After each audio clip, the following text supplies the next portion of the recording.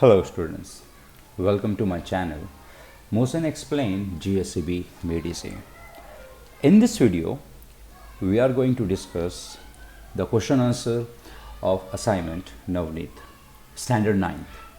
सबसे पहले नवनीत जो है वो हर साल हर सेमेस्टर पे एक क्वेश्चन बैंक बुक रिलीज़ करता है जिसमें जितने भी जो सिलेबस हैं हाफ ईयरली एनुअली उसके IMPs एक तरीके से एक प्रिपरेशन करने के लिए रेफरेंस बुक है।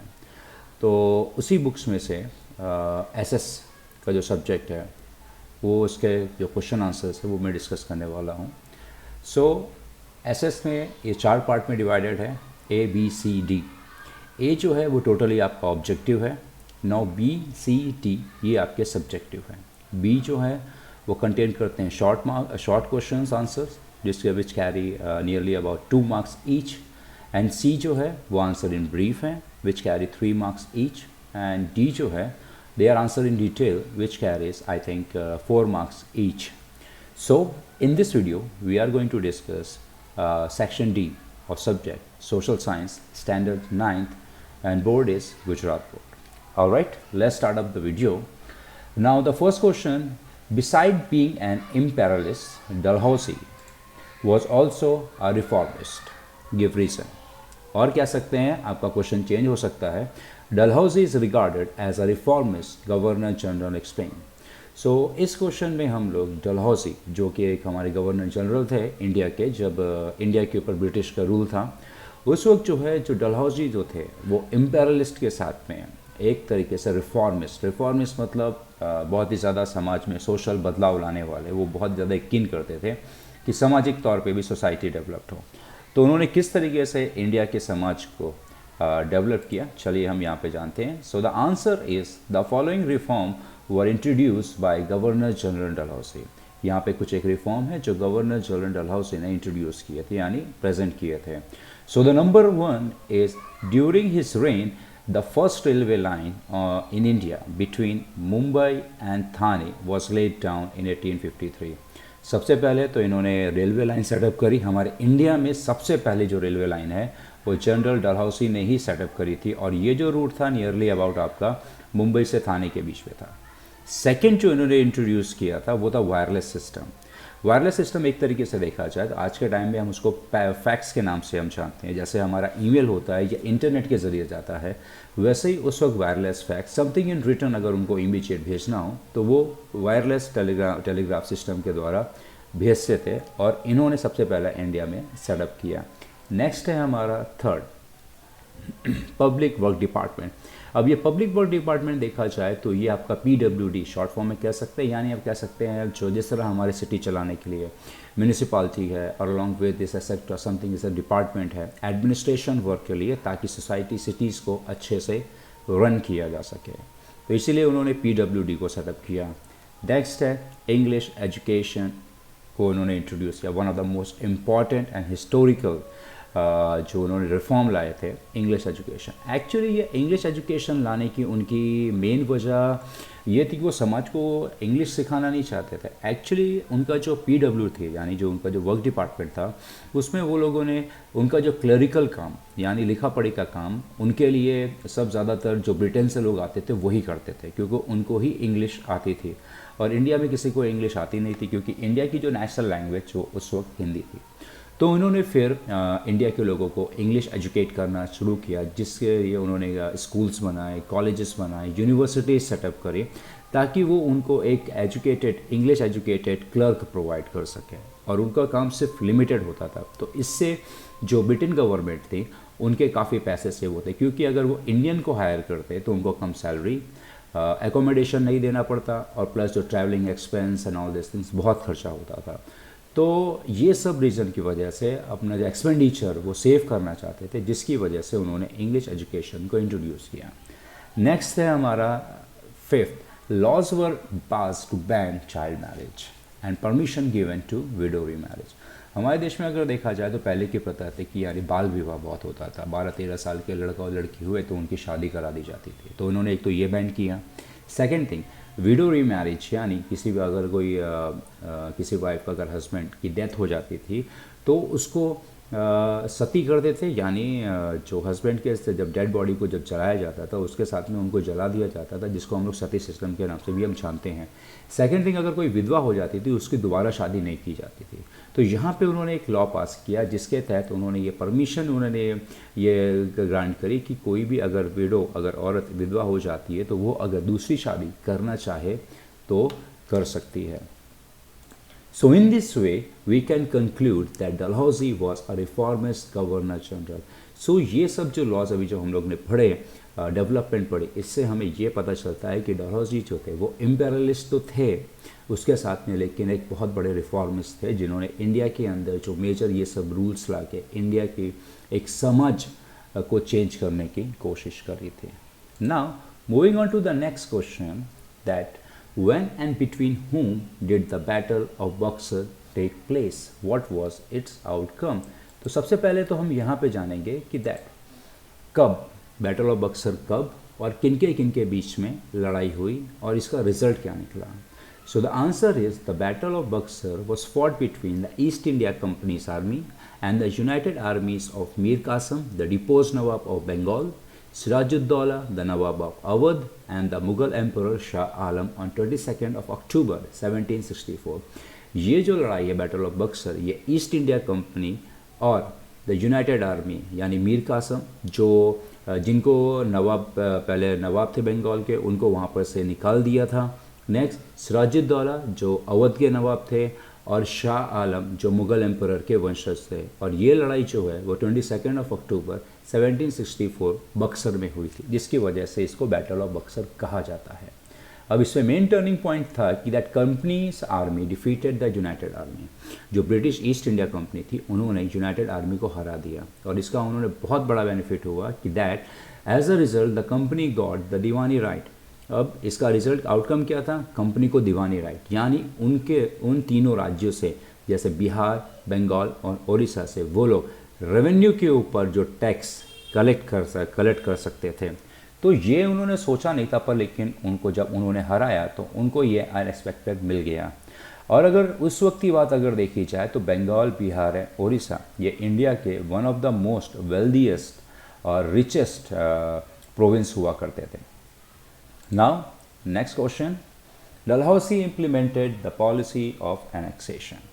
यानी एनेक्सेशन का मतलब ज़ोर ज़बरदस्ती कायदे कानून ला के दूसरे राज्यों को कब्ज़ा करना।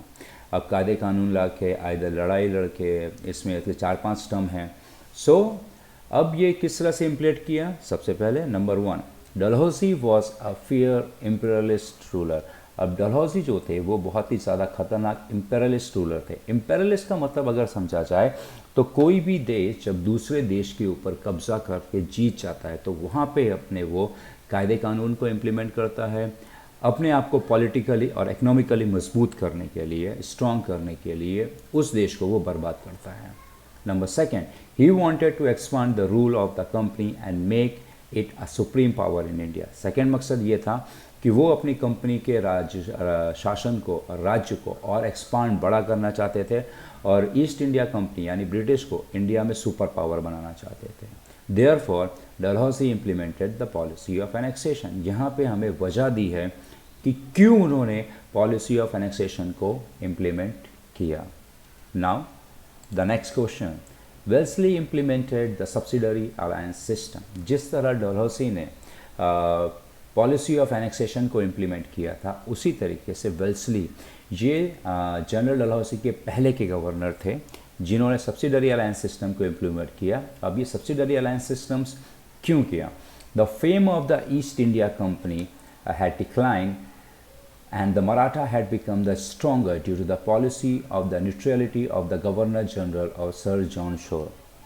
आपके मिस्टर विल्सली के पहले आपके यहाँ पर के जो गवर्नर थे वो थे सर जॉन शोर। ये गवर्नर के तौर पे इंडिया में आए थे और ये बहुत ही ज़्यादा न्यूट्रल थे। न्यूट्रल का मतलब अगर कहा जाए तो ये अपने राज्य को स्ट्रॉन्ग करना चाहते थे, पर लेकिन इनका मकसद ये नहीं था कि दूसरों को बर्बाद करके हम अपने आप को रिच बनाएं। तो इन्होंने इंडियंस के बारे में भी, हमारे देश के बारे में भी सोचना चालू किया, जिसका अगर देखा जाए तो वो ज़्यादा किसी से लड़ाई नहीं करते थे। इनके रूल्स एंड रेगुलेशंस भी बहुत इजी लिबरल हुआ करते थे, दोनों के लिए फ़ायदेमंद। तो इसी चीज़ का मराठा ने फ़ायदा उठाया, जो मराठास कह सकते हैं, जो आपका मराठा वाड़ होता है पूरा, उन्होंने फ़ायदा उठाया और उन्होंने अपने आप को बहुत ही ज़्यादा स्ट्रॉन्ग कर लिया। अब ये चीज़ की वजह से अगर देखा जाए तो सर जॉन शोर को वापस बुलाया गया और उसके बाद उनकी जगह पे विल्सली को भेजा गया। विल्सली को भेजने की वजह थी number 2, the responsibility of making the company supreme in India had be fallen on governor general Wellesley. अब उनको ये जिम्मेदारी दी गई कि सर जॉन शोर के वक्त में जो ईस्ट इंडिया कंपनी जो तरीके से देखा जाए जिसका शासन एक तरीके से ख़त्म होने की कगार पे आ गया था, उसी शासन को वापस से उन्हें मजबूत करना था इंडिया के ऊपर और अपनी कंपनी को सुप्रीम यानी सबसे ज़्यादा ताकतवर और वेल्दीएस्ट बनाना था। So now this question ends over here. Now moving on to the next question, that European felt the need of to discover a new sea route to India, explain the statement. अब यहाँ पे अगर देखा जाए तो European को ऐसा क्यों फील हुआ कि उन्हें इंडिया के लिए एक नया सी रूट डिस्कवर करना चाहिए, इस स्टेटमेंट को हम जानेंगे। सो the answer is India had enjoyed a incomparable position in world trade. अब इंडिया का अगर देखा जाए तो ब्रिटिश के आने के पहले, यूरोपियंस के आने के पहले, नियरली अबाउट 1750 के पहले इंडिया का जो बिज़नेस था, ट्रेड था पूरे वर्ल्ड के साथ में बहुत ही ज़्यादा पावरफुल था, इन्फ्लुएंसिंग था। मोस्टली ऑफ जो कंट्रीज इंडिया के साथ ट्रेड करते थे, क्यों? There was a demand for the Indian spices, muslin, indigo and silk cloth in the European country. उस वक्त अगर देखा जाए तो यूरोपियंस के आने पहले हमारे देश की, इंडिया की जो मसाले, मुस्लिम तरीके की आयुर्वेदिक आती है, इंडिगो कपड़ा करने का कलर होता है, और सिल्क क्लॉथ पूरे यूरोपियन में बहुत ज़बरदस्त डिमांड थी। And trade between India and Europe was carried out through the land route and the sea route. At the center of this route was Constantinople, Istanbul in Turkey. अब Europeans और Indian जो एक दूसरे के साथ में trade करते थे, एक्चुअली वो लोग बाय रूट और बाय सी के ज़रिए इंडिया आते थे और उनके बीच में एक एरिया पड़ता था, प्रोविंस पड़ता था जिसका नाम था कॉन्स्टेंटिनोपल। आज के टाइम पे हम लोग इस्तांबुल जो टर्की की कैपिटल है उसके वे से आते थे। लेकिन इसी बीच में टर्क्स की लड़ाई हुई, जंग हुई, जिसमें टर्क मुस्लिम ओटोमन ने कॉन्स्टेंटिनोपल को 1453 में जीत लिया। So the sea route passing through the Constantinople was close to the European. जैसे ही टर्क मुस्लिम ने इनको जीता तो उन्होंने वो रूट को एज अ ट्रेड रूट के तौर पे उनको बंद कर दिया, उनको यूरोपियंस को कहना बोल दिया कि अब आप ये रूट का इस्तेमाल नहीं कर सकते हैं।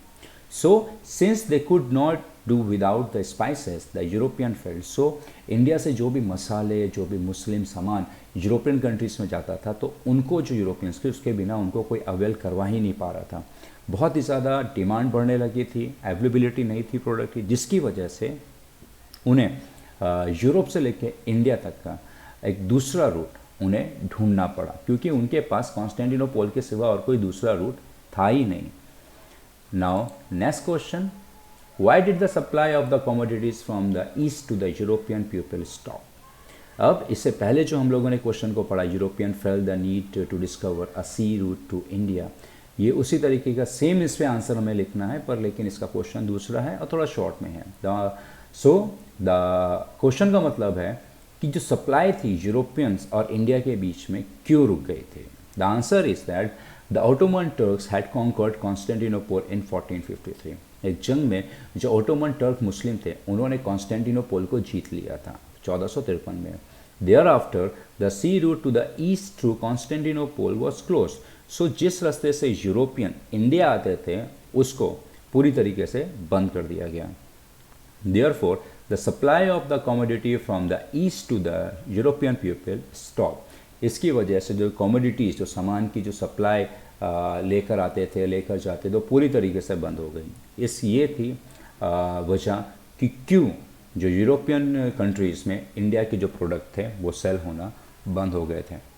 Now next question, now these are the following important terms which we are going to discuss. Suppose the number moving ahead, that is black hand. Answer is black hand है क्या और क्यों इतना ये फेम हुआ। Black hand was the Serbian terrorist organisation. Black hand क्या था? एक सर्बिया का एक टेररिस्ट ऑर्गेनाइजेशन था। The prince of Austria and his wife were assassinated by being shot at by a member of the black hand. अब जो Austria के राजा और रानी थे उनका कत्ल कर दिया था, और ये कत्ल करने वाले ब्लैक हैंड के ही सदस्य थे।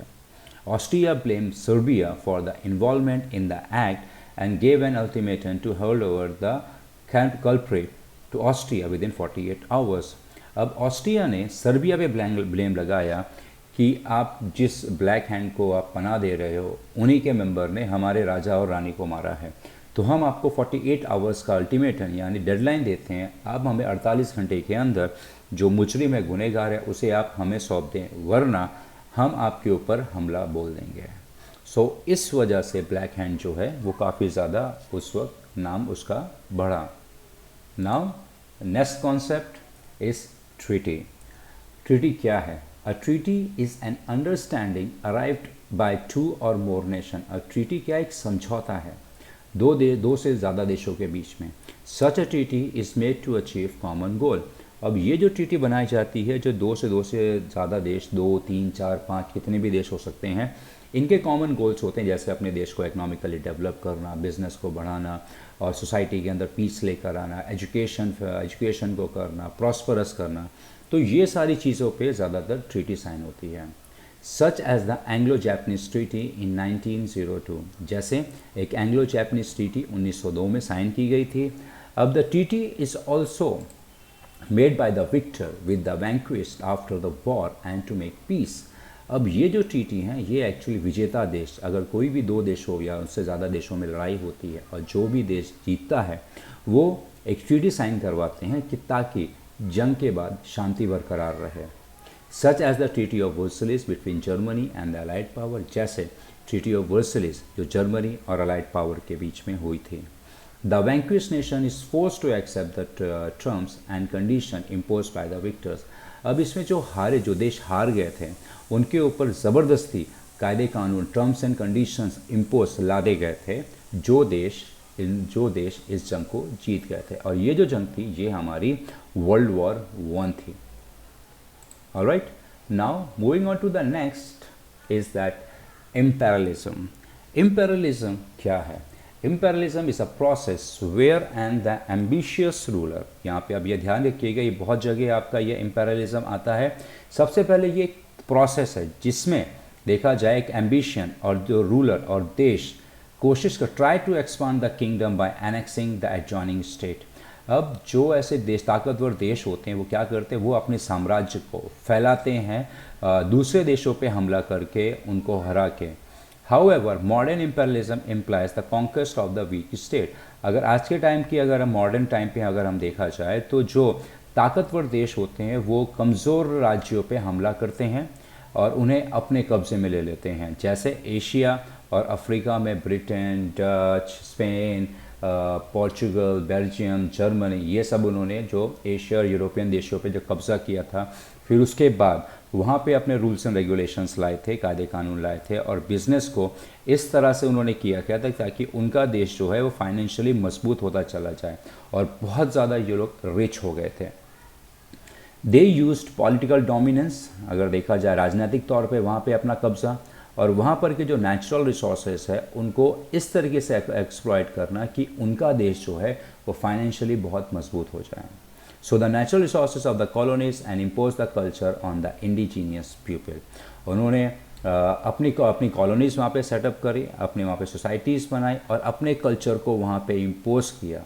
जो वहाँ पर के लोगों जो खुद का कल्चर था उनको डिस्ट्रॉय करके अपने कल्चर को वहाँ पे उन्होंने अपोज करना चालू कर दिया। सो कोई भी देश जब इकोनॉमिकली और कह सकते हैं politically along with this culturally किसी भी देश को अपने कब्जे में लेता है अपने फ़ायदे के लिए, सो उसको हम इम्पेरियलिज्म कहते हैं। नेक्स्ट है लीग ऑफ नेशन। ये लीग ऑफ नेशन अगर देखा जाए तो आज के टाइम पे हम लोग इसको जो है यूनाइटेड नेशंस के नाम से जानते हैं। अब ये लीग ऑफ नेशन कैसे बनी, चलिए हम जानते हैं। The league of nation was an international organisation. ये अंतर्राष्ट्रीय संस्था होती है जो तक आपका 10 जनवरी 1920 after the first world war, पहले विश्व युद्ध के बाद में इसको बनाया गया। क्यों बनाया गया?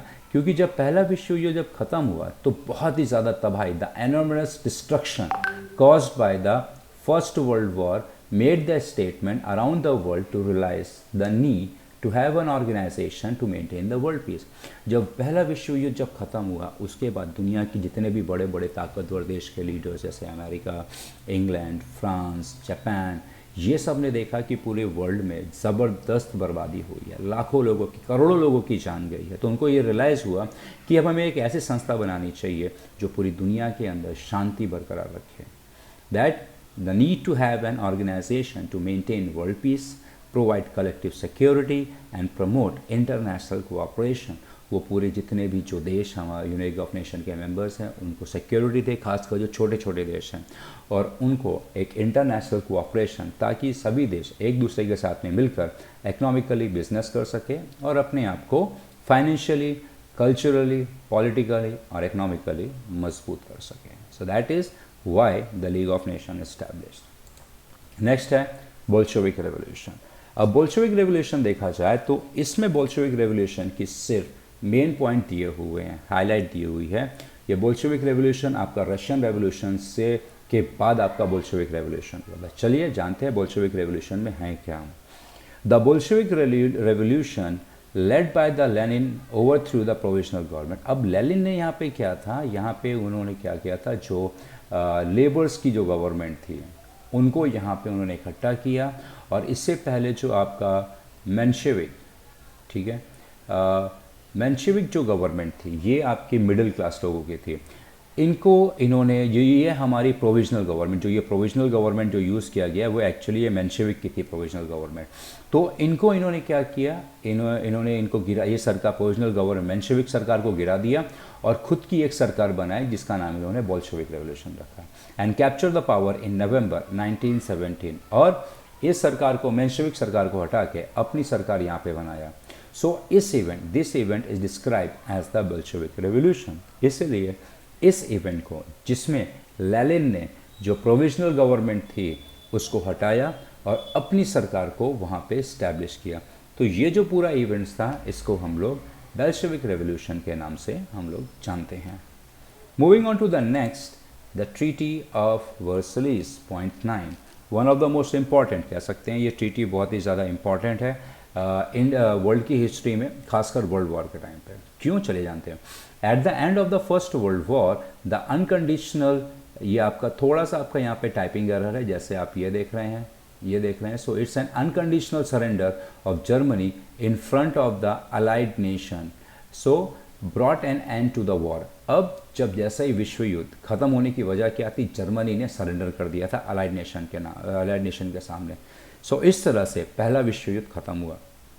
जब खत्म हुआ, then allied nation undertook the peace process in Paris in 1999, in which some 58 commissions were formed and 145 sessions were organized. अब इसमें जो है, जब अलाइड नेशन ने एक पीस प्रोसेस पेरिस में ऑर्गेनाइज किया 1919 में, वर्ल्ड वॉर ख़त्म होने के बाद, जिसमें तकरीबन 58 कमीशंस बनाए गए और तकरीबन 145 सेशंस यानी मीटिंग कंडक्ट हुई। अब इस पीस प्रोसेस में The agreement made with the Germany during the peace process was made in the Mirror Palace of Versailles. अब ये जो कह सकते हैं, इसको सेकेंड थिंग कह सकते हैं, ट्रीटी जो हमने पहले पढ़ा, एक एग्रीमेंट बनाया गया जर्मनी के साथ में, और ये जो आपकी मीटिंग थी इसका नाम था पेरिस पीस प्रोसेस, और ये जो आपका कंडक्ट हुआ था मिरर पैलेस, जो कि वर्सलिस, ठीक है, वर्सलिस अगर देखा जाए तो पेरिस में आपकी एक जगह है जिसमें एक महल है जिसको हम लोग कह सकते हैं मिरर पैलेस। तो मिरर पैलेस में, वर्सलिस एरिया में, पेरिस सिटी में ये आपका पेरिस पीस प्रोसेस हुआ था, जिसकी वजह से इस ट्रीटी का नाम ट्रीटी ऑफ वर्सलिस कहा गया। आई होप ये पॉइंट आपका क्लियर हो गया हो। So now moving on to the next is that opium war. Answer, opium war है क्या? Due to the opium trade between England and China, there were war which came to be known as opium war. अब England और China के बीच में पहले business trade होता था। अब इस ट्रेड को ज़्यादा, अब अंग्रेज़ लोग इतने ज़्यादा लालची थे कि वो इस ट्रेड पे पूरी तरीके से कब्जा करना चाहते थे, जिसकी वजह से उन्होंने चाइना के साथ में काफ़ी लड़ाइयाँ लड़ी, और एट द एंड में अगर देखा जाए तो चाइना जो है इस जंग को हार गया। और ये जंग जो होने की वजह थी, मेन ओपियम थी। ओपियम यानी आपका चरस गांजा। सो इसलिए इस वॉर का नाम ओपियम रखा गया। और इनको पूरी तरीके से ओपीएम पे राइट मिल गया कि ये लोग पूरे वर्ल्ड में ओपीएम को सप्लाई कर सकें। So England expanded their empire in China. So इस ओपीएम वॉर जीतने के बाद इंग्लैंड ने तकरीबन चाइना के जो 5 पोर्टों पे कब्जा कर लिया था और इस तरह ने उन्होंने अपना राज्य चाइना में फैलाना स्टार्ट किया। Now moving on to the next question is 22nd January 1905 is known as a bloody Sunday for Russia। अब 22 जनवरी 1905 में एक हादसा हुआ था, एक बहुत बड़ा इवेंट हुआ तो जो पूरी दुनिया के इतिहास में लिखा गया और ये जो हादसा है इसको ब्लडी संडे नाम से जाना जाता है। क्यों जाना जाता है रशिया में, चलिए जानते हैं। Now the answer is a large peaceful procession rally was taken out in St. Petersburg under the leadership of the Father Gapon। अब फादर गैपोन के निगरानी में लीडरशिप में सेंट पीटर्सबर्ग जो रशिया की कैपिटल है उन्होंने एक रैली निकाली और ये पीसफुल शांतिपूर्ण रैली थी जिसमें उन्होंने ज़ार के बढ़ाई करी थी। द लॉर्ड ज़ार, वो ज़ार के भलाई के लिए उनको बहुत मानते थे, जिसकी वजह से ज़ार के लिए उन्होंने एक पीसफुल रैली निकाली थी ताकि ज़ार को अच्छा लगे।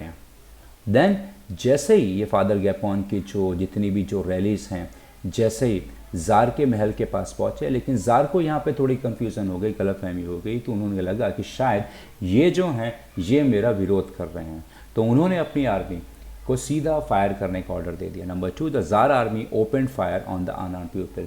जैसे ही ज़ार ने ऑर्डर दिया तो वहाँ पर की आर्मी ने जितने भी सामने रैली में थे लोग थे उनके ऊपर गोलियाँ चलाना स्टार्ट कर दिया।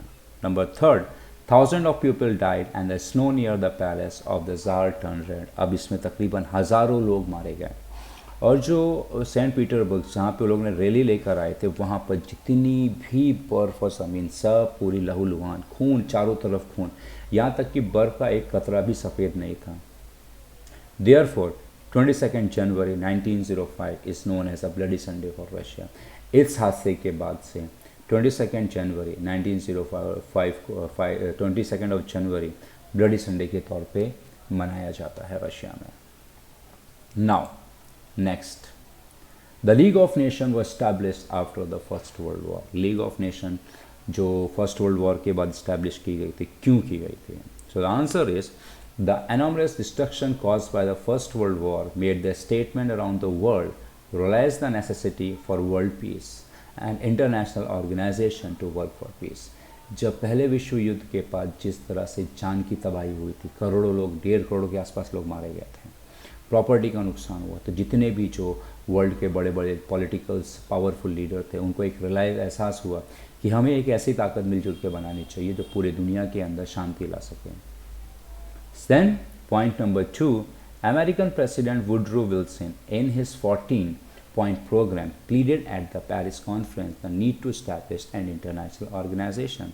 अब ये जो अमेरिकन प्रेसिडेंट वुड्रो थे उन्होंने एक 14-point प्रोग्राम को लॉन्च किया जिसमें उन्होंने पेरिस कॉन्फ्रेंस में जितने भी जो बड़े बड़े पावरफुल देश के नेता आए थे उनके सामने उन्होंने आग्रह किया, प्लीड किया कि उन्हें एक ऐसी ऑर्गेनाइजेशन बनाने की ज़रूरत है जो पूरे विश्व में शांति बरकरार रखे।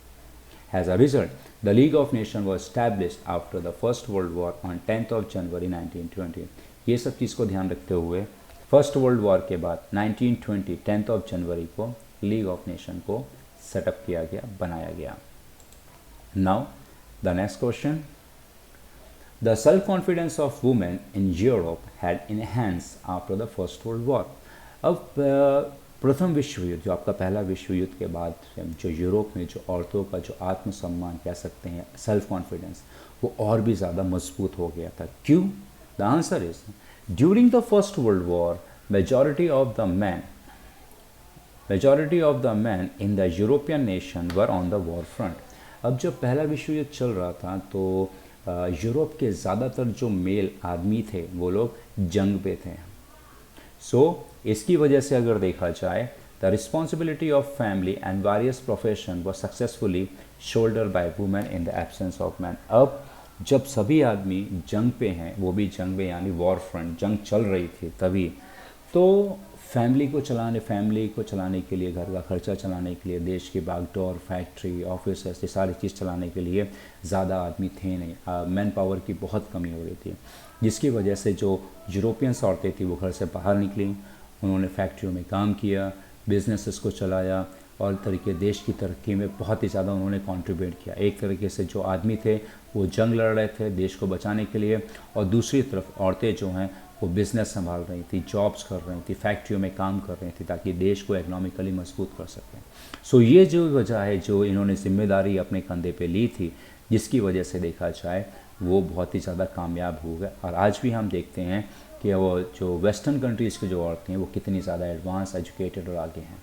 As a result the self confidence of women in the Europe had enhance after the first world. अब ये सब वजहों की वजह से जो औरतों के अंदर जो सेल्फ कॉन्फिडेंस था वो बहुत ही ज़्यादा मजबूत हो गया, अच्छा हो गया प्रथम फर्स्ट वर्ल्ड वॉर के बाद। Now the next question is 22 January 1905 is not a bloody Sunday for Russia. ये अभी क्वेश्चन हम लोगों ने जस्ट थोड़ी देर पहले ही डिस्कस किया है, आप उस क्वेश्चन को भी रिफ़र कर सकते हैं इस आंसर के लिए, इस क्वेश्चन के लिए। Now moving on to the next, cold war. Cold war है क्या? यानी इसका मतलब ये नहीं है कि यानी ठंडी जंग, नहीं, यहाँ पे कोल्ड वॉर का मतलब है war of ideologies, war of thoughts, war of development. तो चलिए समझते क्या है। The USA America and the USSR Russia, the USA यानी यूनाइटेड स्टेट ऑफ अमेरिका और यूएसएसआर नियरली अबाउट 1990s के पहले यूएसआर जो था उसका फुल फॉर्म था United state of Soviet Russia. ये आपके कई देशों से मिलकर आपका रशिया बना था। Emerge as the super power at the end of the second world war. अब ये जो दो देश थे ये एक तरीके से सबसे ज़्यादा शक्तिशाली देश के तौर पे उभरे after specially second world war. The ideological conflict between these two led to the formation of the capitalist and communist bloc. अब ये दोनों देश की आइडियोलॉजी बिल्कुल ही अलग थी एक दूसरे से, और जो आइडियोलॉजी मैच नहीं कर रही थी, जिसकी वजह से इन दोनों देशों के बीच में काफ़ी ज़्यादा डिस्प्यूट होने लगे, क्योंकि अमेरिका जो था वो कैपिटलिस्ट था और रशिया जो था वो कम्युनिस्ट था। कैपिटलिस्ट अगर देखा जाए तो ऐसी सरकार होती है जो बड़े बड़े उद्योगपति जिस देश को चलाते हैं, और कम्युनिस्ट ब्लॉक ऐसी होती है यहाँ पे सरकार जो है वो सभी अपने स्पेशली गरीब जनता का बहुत ध्यान रखती है। यहाँ पे सारे देश के डेवलपमेंट को जो डिसीज़न होते हैं वो सरकार लेती है, और कोई भी काम होता है वो स्पेशली पुअर ओरिएंटेड प्रोग्राम होते हैं ताकि गरीब लोग भी डेवलप्ड हों। Many small nation joint either of this block out of fear. अब इसमें बहुत सारे छोटे छोटे देश जो कमज़ोर देश थे उन्होंने डर के मारे आइदर यूएस को ज्वाइन किया और रशिया को ज्वाइन किया। सो यहाँ पे अगर डेफिनेशन अगर देखा जाए the ideological conflict, the war of word and the race of nuclear armaments created a tense situation around the world. अब यहाँ पे आइडिया की लड़ाई, अल्फाजों शब्दों की लड़ाई और अपने देश को न्यूक्लियर हथियार में और ज़्यादा मजबूत करना, जिसकी वजह से पूरी दुनिया के अंदर टेंशन बढ़ने लगा। सो इस तरीके के बिहेवियर को हिस्ट्री में कोल्ड वॉर कहा गया है, क्योंकि 1945 के बाद अमेरिका ने जापान के ऊपर न्यूक्लियर अटैक किया था, जिसके बाद जंग जो आपका हमारा सेकेंड वर्ल्ड वॉर था इमीडिएट बंद हो गया था। उसके बाद नियरली अबाउट 1949 में रशिया ने भी न्यूक्लियर टेस्ट करके सक्सेसफुली अपने आप को प्रूव कर दिया कि वो भी अमेरिका की तरह एक न्यूक्लियर कंट्री है, जिस वजह से देखा जाए अमेरिका और रशिया के बीच में एक तरीके से जो दूरी है वो बढ़ती चली गई। So that is why it is known as cold war. Next concept अगर देखा जाए तो it is as UNICEF. UNICEF है क्या? United Nation International Children Emergency Fund. अब यूनिसेफ का फुल फॉर्म है United Nation International Children Emergency Fund. Undertake child welfare activities to improve the health of the child. अब ये जो UNICEF संस्था है ये सबसे पहले तो बच्चों की सेहत पे काम करती है, उनकी सेहत को इम्प्रूव करती है। कैसे? By providing nutritional food and education, उनको पौष्टिक खाना, हेल्थफुल खाना और उनको एजुकेशन दे के। Now next is question is why was the United nation develop. अभी इससे पहले हम लोगों ने पढ़ा लीग ऑफ नेशन, ठीक है, वो आपका फर्स्ट वर्ल्ड वॉर के बाद बना था, और ये जो हमारा जो यूनाइटेड नेशन है ये हमारा जो है ये सेकेंड वर्ल्ड वॉर के बाद आपका बना था, ठीक है, कंफ्यूज मत होइएगा। जो लीग ऑफ नेशन है, ऑलराइट, ये हमारा जो बना था league of nation after first world war, और ये जो हमारा बना था ये हमारा सेकेंड वर्ल्ड वॉर के बाद बना था। So don't get confuse about that. So चलिए अब हम जानते हैं कि यूनाइटेड नेशन क्यों बनाया गया। लीग ऑफ नेशन जो था तो फिर उसके बाद यूनाइटेड नेशन की क्या ज़रूरत थी, चलिए जानते हैं। In spite of fact that League of Nation had failed to establish world peace. अब जो आपका फर्स्ट वर्ल्ड वॉर के बाद जो लीग ऑफ नेशन बनाया गया था, यहाँ माना जाता है कि लीग ऑफ नेशन फेल हुआ, जिसकी वजह से हमारा सेकेंड वर्ल्ड वॉर हुआ। सो the leader of the major countries were aware of the need to have another international organization to preserve world peace। तो जितने भी देश के बड़े बड़े देश, ताकतवर देश के जो लीडर्स थे, उन्हें एहसास हुआ, वो अच्छे से जानते थे कि हमें एक ऐसी ऑर्गेनाइजेशन की ज़रूरत है पूरी दुनिया के अंदर शांति ला सके। तो सेकेंड वर्ल्ड वॉर के बाद तुरंत ही यूनाइटेड नेशन बनाया गया। The destruction cause by the second world war was enormous. हमारा जो दूसरा विश्व युद्ध की जो तबाही थी वो पहले विश्व युद्ध से ज़्यादा बहुत ज़्यादा थी। इसमें भी करोड़ों लोग मारे गए थे, तकरीबन 5 से 6 करोड़ लोग आसपास इसमें घायल हुए थे, 2 करोड़ के आसपास मारे गए थे। So number third, the dropping of atom bomb on the Japan and the destruction caused by, ये आप अगर देखिए थोड़ी सी आपकी यहाँ पे बहुत ज़्यादा क्लरिकल मिस्टेक्स आ रही है, that is created by the sorry book. तो ये जो आपका है ये actually that is known as Japan, okay. So and the destruction caused by it made the world leader to establish the United Nations to prevent all destructive nuclear third war। अब यहाँ पे तो अमेरिका ने जब 1945 को Japan के ऊपर जब न्यूक्लियर बम गिराया तो उससे बहुत ही ज़्यादा ज़बरदस्त तबाही हुई थी। जब ये तबाही देखी तो पूरे दुनिया के जो देश थे वो सब डर गए थे और उन्हें ये अंदाज़ा आ गया था कि अब अगर तीसरा विश्व युद्ध हुआ तो वो न्यूक्लियर होगा, जिसमें कोई भी नहीं बचने वाला है। सो ये खौफ की वजह से therefore after the end of the second world war the United nation was established. तो इस खौफ की वजह से यूनाइटेड नेशन की ज़रूरत पड़ी और उन्होंने यूनाइटेड नेशन को सेटअप किया। नाउ जानते हैं अब फेसेस अगर देखा जाए तो वर्ल्ड वॉर होने की हमारी 3 से 4 रीज़न थे। जैसे नंबर 1 हमारा फेसिज्म इन इटली और militarism in Japan, Nazism in Germany. तो उसमें से एक फेसिज्म है, तो फेसिज्म है involve from the Italian world fasces. अब ये जो फेसिज्म है, इटालिया के जो कह सकते हैं जो रूलर थे, डिक्टेटर थे, उन्होंने एक पार्टी बनाई थी जिसका नाम उन्होंने रखा था फेसिस्ट। अब ये बनाने की वजह क्यों थी? क्योंकि फर्स्ट वर्ल्ड वॉर में अलाइड और एक्सिस नेशन दोनों एक दूसरे से लड़े थे, जिसमें अलाइड नेशन जीत गया था और इटली भी उसका साथ दे रहा था। तो जब peace of treaty of Versailles को साइन किया जा रहा था तो तब इटली को ऐसा पूरा श्योर था कि उन्हें भी कुछ बेनिफिट मिलेगा ताकि वो अपने देश की इकनॉमी को रिकवर कर सकें, क्योंकि उसके भी लाखों सोल्जर गए थे और तकरीबन 12 बिलियन के आसपास उनका खर्चा हुआ था। लेकिन अलाइड नेशन ने इटली और जापान को कुछ नहीं दिया, जिसकी वजह से वहाँ पर की देश की जनता जो थी और ख़ासकर देखा जाए मुसोलिनी, वो बहुत ही ज़्यादा नाराज़ हुए, ह्यूमिलेटिंग फील हुआ। उसके बाद उन्होंने अपनी खुद की एक पार्टी बनाई जिसका नाम रखा फेसिस्ट, और उन्होंने डिक्लेयर कर दिया नो मोर डेमोक्रेसी। अब हमें कोई भी डेमोक्रेसी नहीं चाहिए, अब यहाँ पे वन मैन रूल यानी डिक्टेटरशिप होगा। तो जिसकी वजह से फेसिस्ट पार्टी क्रिएट हुई और उसी चीज़ को ध्यान में रखते हुए ये फेसिस्ट नाम दिया गया। और फेसिस्ट का मतलब होता है it mean absolute control of the state on all things. अब डिक्टेटरशिप सीधा सा कि इटली देश के ऊपर हर एक चीज़ पे अब पूरी तरीके से पार्टी का कंट्रोल होगा, कोई किसी के ऊपर कोई कुछ नहीं। डेमोक्रेसी में कैसा आज़ादी होती है, पर लेकिन यहाँ पे कुछ भी ऐसा नहीं था, totally absolute control. Now FAO, FAO. Now what is FAO? Food and Agriculture Organization is a specialized agencies of the United Nations। अब ये जो ऑर्गेनाइजेशन ये स्पेशलाइज एजेंसी है, यूनाइटेड नेशन के द्वारा बनाई गई है, that lead international effort to improve agriculture production. अब इनका मकसद है कि पूरी दुनिया में जहाँ जहाँ पर भी खेती होती है उनके अंदर इम्प्रूवमेंट लाना, फॉरेस्ट्री जंगलों को डेवलप करना, कंजर्व करना, फिशरीज प्रैक्टिस, फिशरीज फिशिंग्स, यानी यहाँ पूरी दुनिया में जो खाने पीने की जो शॉर्टेज है उनको वहाँ पे जाके वो एजुकेट करते थे, ट्रेन करते थे, ताकि वो एक अच्छा बेहतरीन न्यूट्रिशियस खाना सबको अवेल करा सकते हैं। और वो कैसे पॉसिबल होगा? जब एग्रीकल्चर यहाँ पे इम्प्रूव होगा। Now next is UNESCO. What is UNESCO? The United Nation Educational, Scientific and Cultural Organisation, that is the full form of UNESCO. अब हम इसका मकसद जानते हैं कि ये काम क्या करता है। UNESCO work to improve the cooperation between nation by removing illiteracy, raising the standard of living of people through education.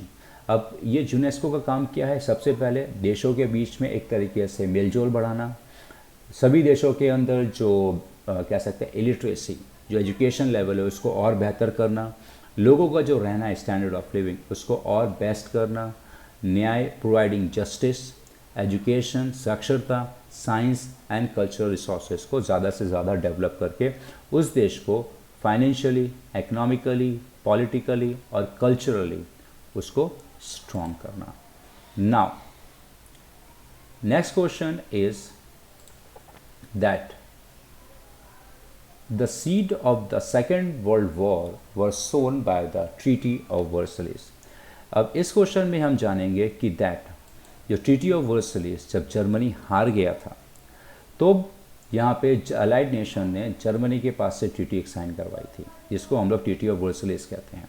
अब ये ट्रीटी ऑफ वर्सलिस ऐसा माना जाता है कि दूसरे विश्व युद्ध का आगाज़ था और जर्मनी के दिल के अंदर, यानी दूसरे विश्व युद्ध का बीज तभी बोए दिया गया था जब जर्मनी के पास से फोर्सफुली साइन करवाया गया। The answer is that number 1, the unjust and the humiliating treaty of Versailles was imposed on Germany at the Paris Peace Conference। जैसे हम लोगों ने पहले पढ़ा कि जो ट्रीटी ऑफ वर्सलिस अगर देखा जाए तो जर्मनी के ऊपर बहुत ही ज़्यादा अनजस्टिस और एक तरीके से देखा जाए तो ह्यूमिलेटिंग थी, जिसकी वजह से जर्मनी को बहुत ज़्यादा बेइज्जती पूरी दुनिया में फेस करनी पड़ी। Now the second, it cause resentment and desire to take revenge for among the German people. और ऐसा ये फील हुआ और उनको ऐसा ये लगा कि ये जो पॉलिसी है, जो ट्रीटी है, वो एक तरीके से एक बदला है जर्मन लोगों के खिलाफ। सो जर्मनी यहाँ पे देखा जाए, number point 3, Germany was held responsible for the first world war and asked to pay 6.5 billion pound as a war compensation to the allied power. अब जर्मनी को यहाँ पे पूरी तरीके से जिम्मेदार पाया गया कि आपकी वजह से फर्स्ट वर्ल्ड वॉर हुआ था, जिसकी वजह से उनके ऊपर 6.5 बिलियन पाउंड, तकरीबन आज के टाइम पे अगर देखा जाए तो आपका ये नियरली अबाउट आपका 70,000 करोड़ के आसपास ही होता है, यानी आप कह सकते हैं 70,000 करोड़ के आसपास ये फाइन मान सकते हैं आज। और अलाइड पावर को देने को कहा गया क्योंकि जर्मनी को रिस्पॉन्सिबल पाया गया था। नंबर 4, एल्सेक एंड लॉरेंस, इसके अलावा 6.5 बिलियन पाउंड के अलावा एल्सेक और लॉरेंस जो साम्राज्य है वो भी फ्रांस को वापस देने को कहा, क्योंकि 1871 में फ्रांस और जर्मनी के बीच में जो लड़ाई हुई थी उसमें फ्रांस हार गया था, जिसमें एल्सेक और लॉरेंस जर्मनी ने अपने पास रख लिया था। Along with this, mineral rich सार province were hand over to France for period of 15। और एक सार रीजन है जो बहुत ही ज़्यादा मिनरल में रिच था और वो फ्रांस को 15 साल के लिए देने को कहा गया ताकि फ्रांस जो है वो अपने आप को इकोनॉमिकली स्टेबल कर सकें। Her arms forces were disband and Rhine valley were demilitarise. इसके साथ में उन्हें अपने जो मिलिट्री है, उनकी जो आर्मी थी उसको कम करने को कहा गया, हथियारों का प्रोडक्शन बंद करने को कहा गया और जो राइन वैली जो कैसा इंटरनेशनल रूट था बिजनेस करने के लिए या आपका वाटरवेज था उसको भी पूरी तरीके से ओपन कर दिया जाए ताकि एक देश दूसरे देश के साथ में बिजनेस कर सकें।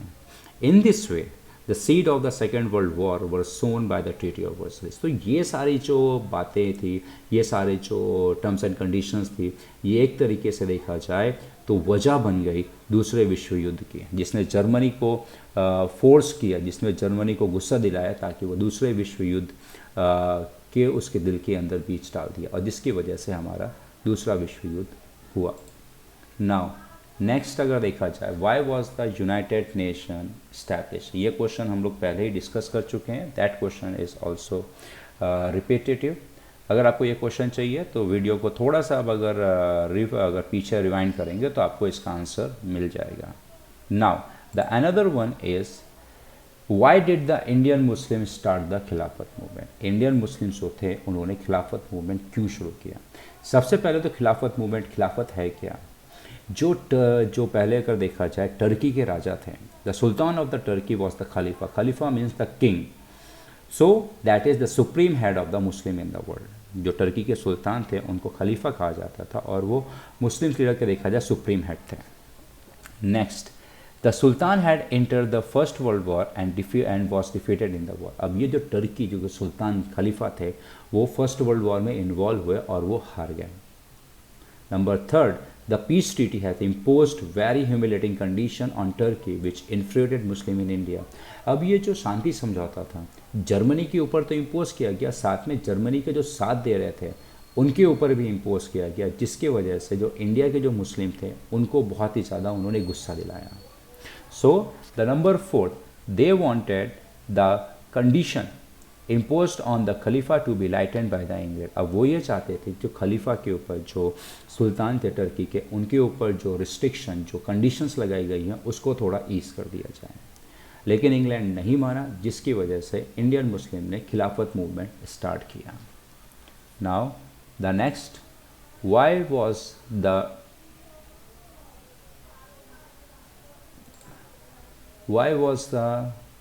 Non cooperation movement withdrawn.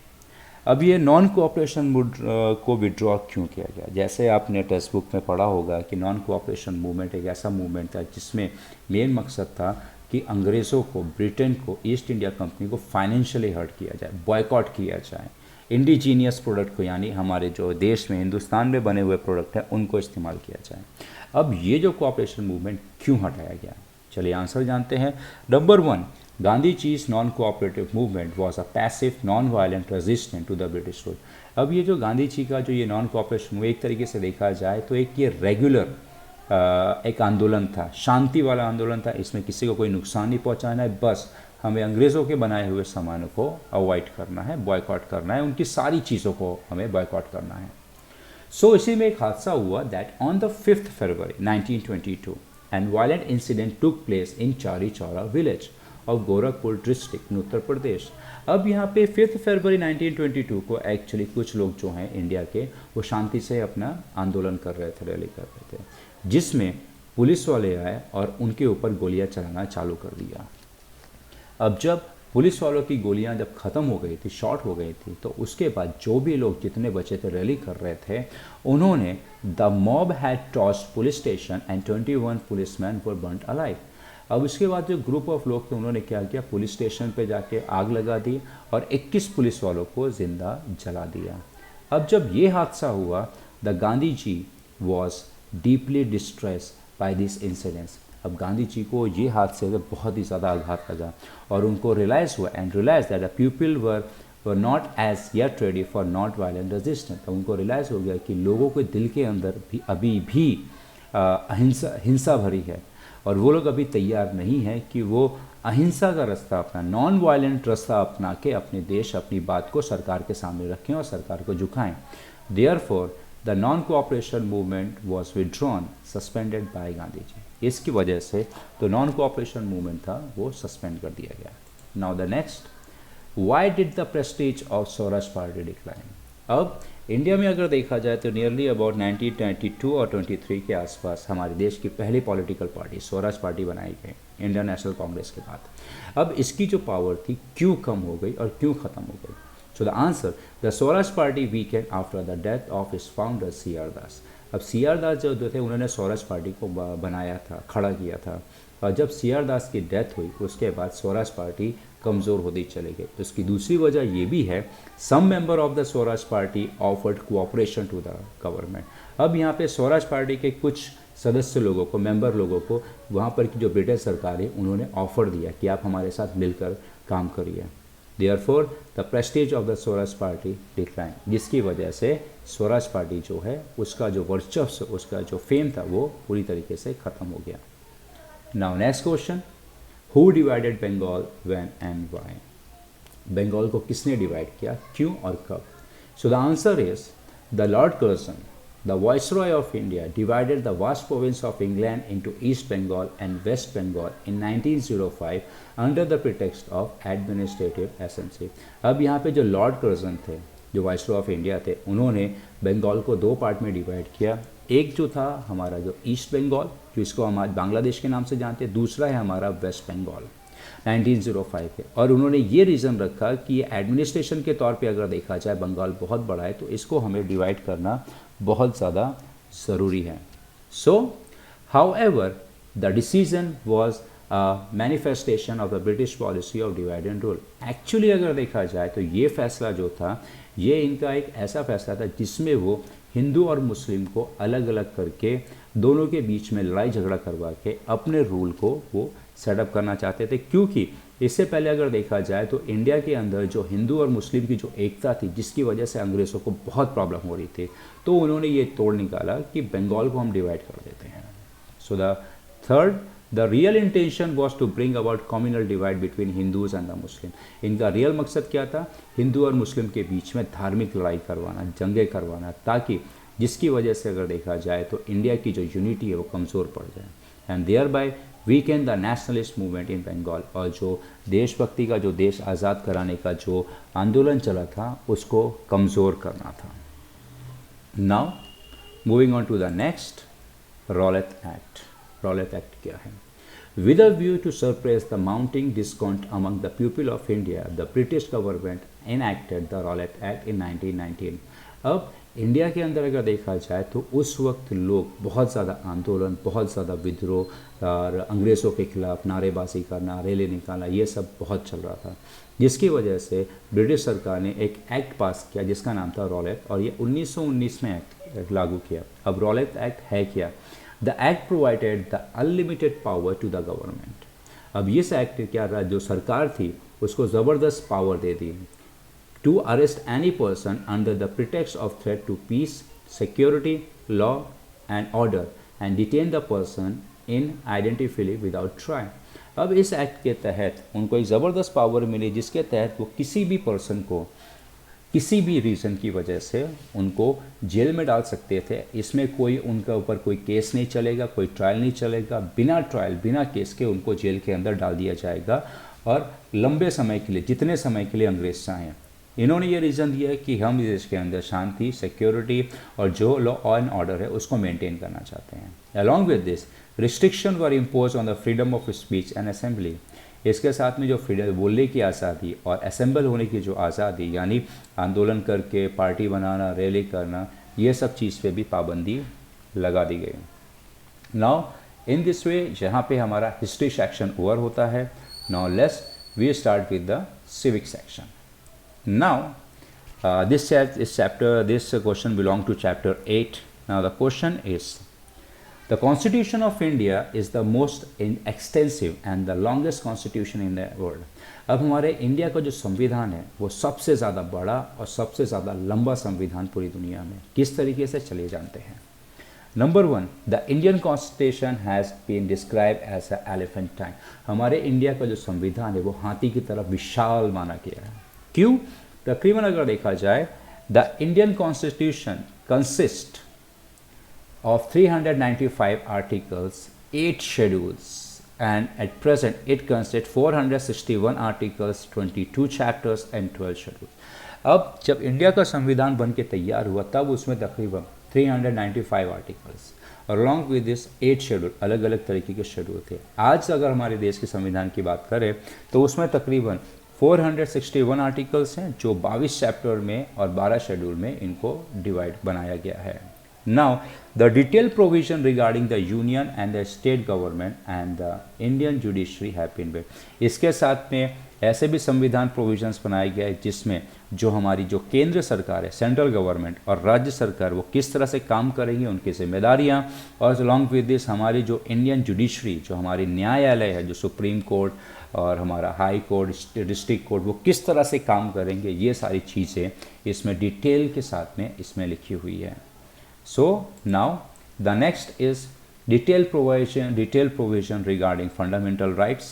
यहाँ पे राज्य सरकार का काम, केंद्र सरकार का काम, न्यायालय के काम, along with this जो नागरिक इंडियन सिटीज़न को जो फंडामेंटल राइट्स और along with this उनकी जो जिम्मेदारियाँ और directive principle of the state policies, इसमें सब डिटेल में मेंशन है। नेक्स्ट हमारा है the union state relation, emergency provision, provision related to election and civil services. और यहाँ तक कि केंद्र सरकार राज्य सरकार के बीच में रिलेशन कैसा होगा, इमरजेंसी के बेस में केंद्र सरकार राज्य सरकार कैसे काम करेगी, इलेक्शन के दौर पे और जो सिविल सर्विसेज हैं वो किस तरह से काम करेंगे। अलॉन्ग विद दिस इसमें जो आपके जो निचली जाति के लोग हैं जैसे शेड्यूल कास्ट, शेड्यूल ट्राइब्स और ओबीसी, उनके लिए भी अलग से प्रोविज़न बनाए गए हैं इस संविधान में। सो इस तरीके से हम कह सकते हैं the constitution of India is the most extensive and the longest constitution in the world. तो ये सारी चीज़ें, हर एक चीज़ का डिटेल ध्यान दिया गया है, जिसकी वजह से हम मान सकते हैं कि हमारा देश का जो संविधान है वो सबसे ज़्यादा बड़ा और लंबा संविधान है पूरी दुनिया में। Now moving on to the next, dual citizenship. Dual citizenship यानी हमारी दोहरी नागरिकता है क्या। In federal state like USA citizen are given dual citizenship. अब जैसे फेडरल स्टेट होती हैं जो यूएसए में जैसा है, वहाँ पर के नागरिकों को दो सिटीजनशिप दी जाती नागरिकता। They are the citizen of United State, वो तो एक हम अपने देश अमेरिका के तो नागरिक है ही हैं, along with this as well as of the state in which they reside and registered as a vote. और वो जिस राज्य में रहते हैं वहाँ पर की भी उनको नागरिकता दी जाती है और उनको ये अधिकार दिया जाता है कि वो वहाँ पर वोट कर सके। Although India is a federal state therefore is no dual citizenship. हालांकि इंडिया भी हमारा एक फेडरल स्टेट है, पर लेकिन यहाँ पे ड्यूअल सिटीजनशिप नहीं है। सपोज बाय चांस अगर ड्यूअल सिटीजनशिप का देखा जाए, जैसे हमारे इंडिया में, ठीक है, हमारे इंडिया में ये लागू नहीं है। जस्ट फॉर एग्जांपल, अगर हमारे इंडिया में अगर ये होता है तो हर एक नागरिक को यहाँ पे दो नागरिकता मिलेंगे। एक तो सबसे पहले इंडिया की, सेकंड चीज़ देखा जाए वो जिस राज्य में रहता है, सपोज बाय चांस वो यूपी में रहता है और कोई दूसरा बिहार में रहता है, तो बिहारी को जो बिहार में रहता है उनको बिहार की नागरिकता मिलेगी और जो यूपी में रहता है उसको यूपी की नागरिकता मिलेगी। अब ये नागरिकता उनको अधिकार देती है अपने राज्य में वोट डालने का। अलॉन्ग विद दिस ये भी है कि वो दूसरे राज्य में जाके वोट नहीं डाल सकते हैं। सो इस तरह से देखा जाए तो ये ड्यूअल सिटीजनशिप है। हमारे इंडिया में अगर देखा जाए तो ये ड्यूअल सिटीजनशिप जो सिर्फ और सिर्फ लागू है वो जम्मू कश्मीर के लोगों के ऊपर लागू है, ठीक है। वो एक तो जम्मू कश्मीर के रेसिडेंस है, अलॉन्ग विद दिस वो इंडिया के भी रेसिडेंस है, बट लेकिन ओवर हेयर उनको यहाँ पर के लिए वीज़ा लेना पड़ता है। Now next is what is universal adult suffrage. Universal adult suffrage है क्या, चलिए जानते हैं। To give the right to vote to every individual citizen who has attained the prescribed age। सबसे पहले जो एडल्ट सफरेज है वो हमारे देश भारत के नागरिक को अधिकार देता है वोट करने का, और जब वो 18 साल अपने कंप्लीट कर लेगा तब। Not to discriminate in the grant of this right. अब इसके तहत अगर देखा जाए तो रिलीजन के बेस पे, कास्ट के बेस पे, रेस और जेंडर के बेस पे, एजुकेशन और इनकम और वेल्थ के बेस पे उनके साथ में किसी भी तरीके का भेदभाव नहीं किया जाएगा। उनके पास अधिकार है, वो भले कौन से समाज से, कौन से वर्ग से, कौन से धर्म से है, कौन से जाति से है, कुछ मैटर नहीं करता है। यूनिवर्सल एडल्ट सफरेज उनको ये अधिकार देता है right to vote. To exclude the person with unsound mental condition and those disqualified by the law. हाँ, इसमें वो लोग शामिल नहीं है जो दिमागी तौर पे स्थिर नहीं है यानी पागल हैं, और जिनको कानून ने जिनको डिस्क्वालीफाइड कर दिया है, जिनकी नागरिकता छीन ली गई है, उनको उनके तहत ये अधिकार, वोट करने का अधिकार नहीं दिया जाएगा। नेक्स्ट है preamble is the essence extract of the Indian constitution. अब ये प्रीएम्बल जो है वो एक तरीके से देखा जाए हमारे देश के संविधान की एक खुशबू है। ये प्रीएम्बल झलकाता है कि हमारे देश का संविधान कैसा है। चलिए हम इसको थोड़ा डीप में जानते हैं कि आंसर क्या है। Now the answer is that preamble is the opening statement of the Indian Constitution described as the key to the Indian Constitution। अब preamble क्या है, जब भी हम संविधान को पढ़ना स्टार्ट करते हैं तो सबसे पहला जो हमारा पेज आता है वो preamble आता है, जिसमें हमारे संविधान को बनाते वक्त किस किस चीज़ का ध्यान रखा गया। एक तरीके से आपको ये चैप्टर का टाइटल आपको बताएगा कि हम लोग क्या पढ़ने वाले हैं। नाउ मोर डीपली जाते हैं। The ideal espoused by the Indian people, their aspiration and their noble sentiment are expressed in the preamble। अब ये जो मेन मकसद था, ये हमारे हिंदुस्तान के लोगों के जो उनकी भावनाएं, जो उनकी फीलिंग और हमारे देश के लोग किस तरीके का एक देश है हमारा, ये preamble में झलकाता है। It proclaimed sovereignty of the people and to resolve to establish a democratic, socialist and secular republic। अब ये जो है, ये आपका जो प्रीएम्बल है, ये एक तरीके से लोगों के बीच में भाईचारा, सॉवरेनिटी का मतलब होता है भाईचारा, अलॉन्ग विद दिस हमारे देश को एक डेमोक्रेटिक यहाँ पे यानी सरकार जनता जो है सरकार बनाएगी सामाजिक तौर पे, और सेक्युलर का मतलब होता है कि हमारे देश का कोई भी पर्टिकुलर धर्म नहीं है। रिपब्लिक देखा जाए तो हमारे देश जो है वो गणतंत्र है, पूरी तरीके से आज़ाद है। Now the ideal of justice, equality, liberty, fraternity, dignity of individual, यहाँ पे देखा जाए हर एक नागरिक को यहाँ पे न्याय, समानता, आज़ादी, रहने की आज़ादी, आत्मसम्मान और unity, Ekta, integrity of the nation, और जो देश के लिए जो उसकी भावना है उसको एक्सप्रेस करने की, बताने की, जाहिर करने की आज़ादी है। Therefore, it is said that preamble is the essence extract of the Indian Constitution। ये हमारा देश के संविधान जो है हमारे देश के नागरिक को हर एक तरीके से फंडामेंटल राइट्स, जन्मसिद्ध अधिकार और फंडामेंटल ड्यूटी से बताता है। तो जब हम प्रियम्बल को पढ़ेंगे तो हमें अंदाज़ा आ जाएगा कि इस संविधान के अंदर किस किस बातों के बारे में मेंशन किया हुआ है। सो नाउ चलिए हम थोड़ा डीप में अब जानते हैं कि that India is a secular state. India एक सेक्युलर स्टेट, सेक्युलर का मतलब क्या होता है? The constitution maker were well aware of the diversity of religion, race, caste, language and culture. जो संविधान बनाने वाले जो लोग थे वो बहुत ही अच्छे से जानते थे कि हमारा देश भारत कैसा है।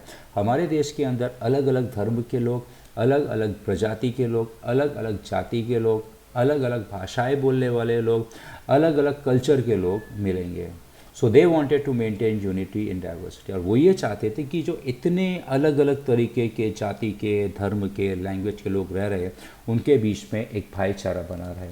तो इसीलिए उन्होंने सबसे पहले तो ये प्रयोग किया कि that there is a separation of state and religion.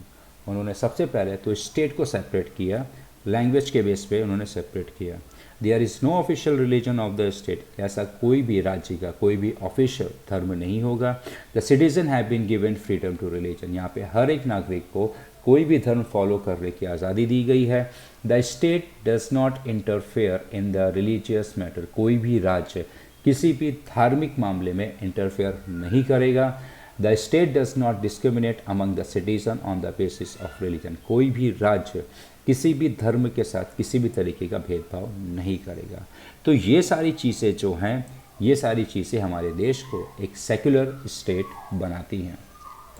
Next है mention the constitutional provision made to protect the right of the minorities. अब यहाँ पे हम कुछ संवैधानिक कानूनों के बारे में पढ़ेंगे जो स्पेशली माइनॉरिटीज़ के बारे में बनाया गया है। The constitution to protect the right interest of the minorities are. सबसे पहले तो हम ये जानेंगे कि माइनॉरिटीज़ है क्या। यहाँ पे माइनॉरिटीज़ अगर देखा जाए ऐसे समाज, ऐसे जाति या ऐसे धर्म के लोग जिनकी आबादी दूसरे आबादी से कम है।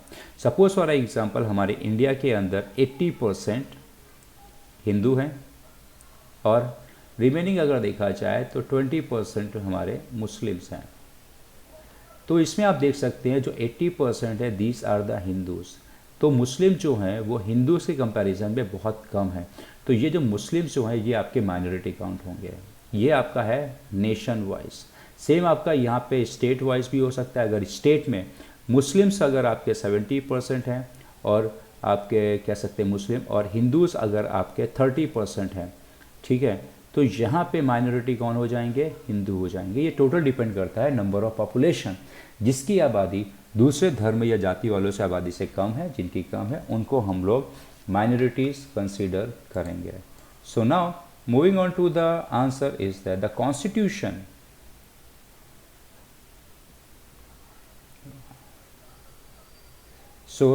the constitution provision to protect the right of the minorities are: number 1, minorities are given the right to establish and manage educational institutes to preserve their culture, language, script and religion।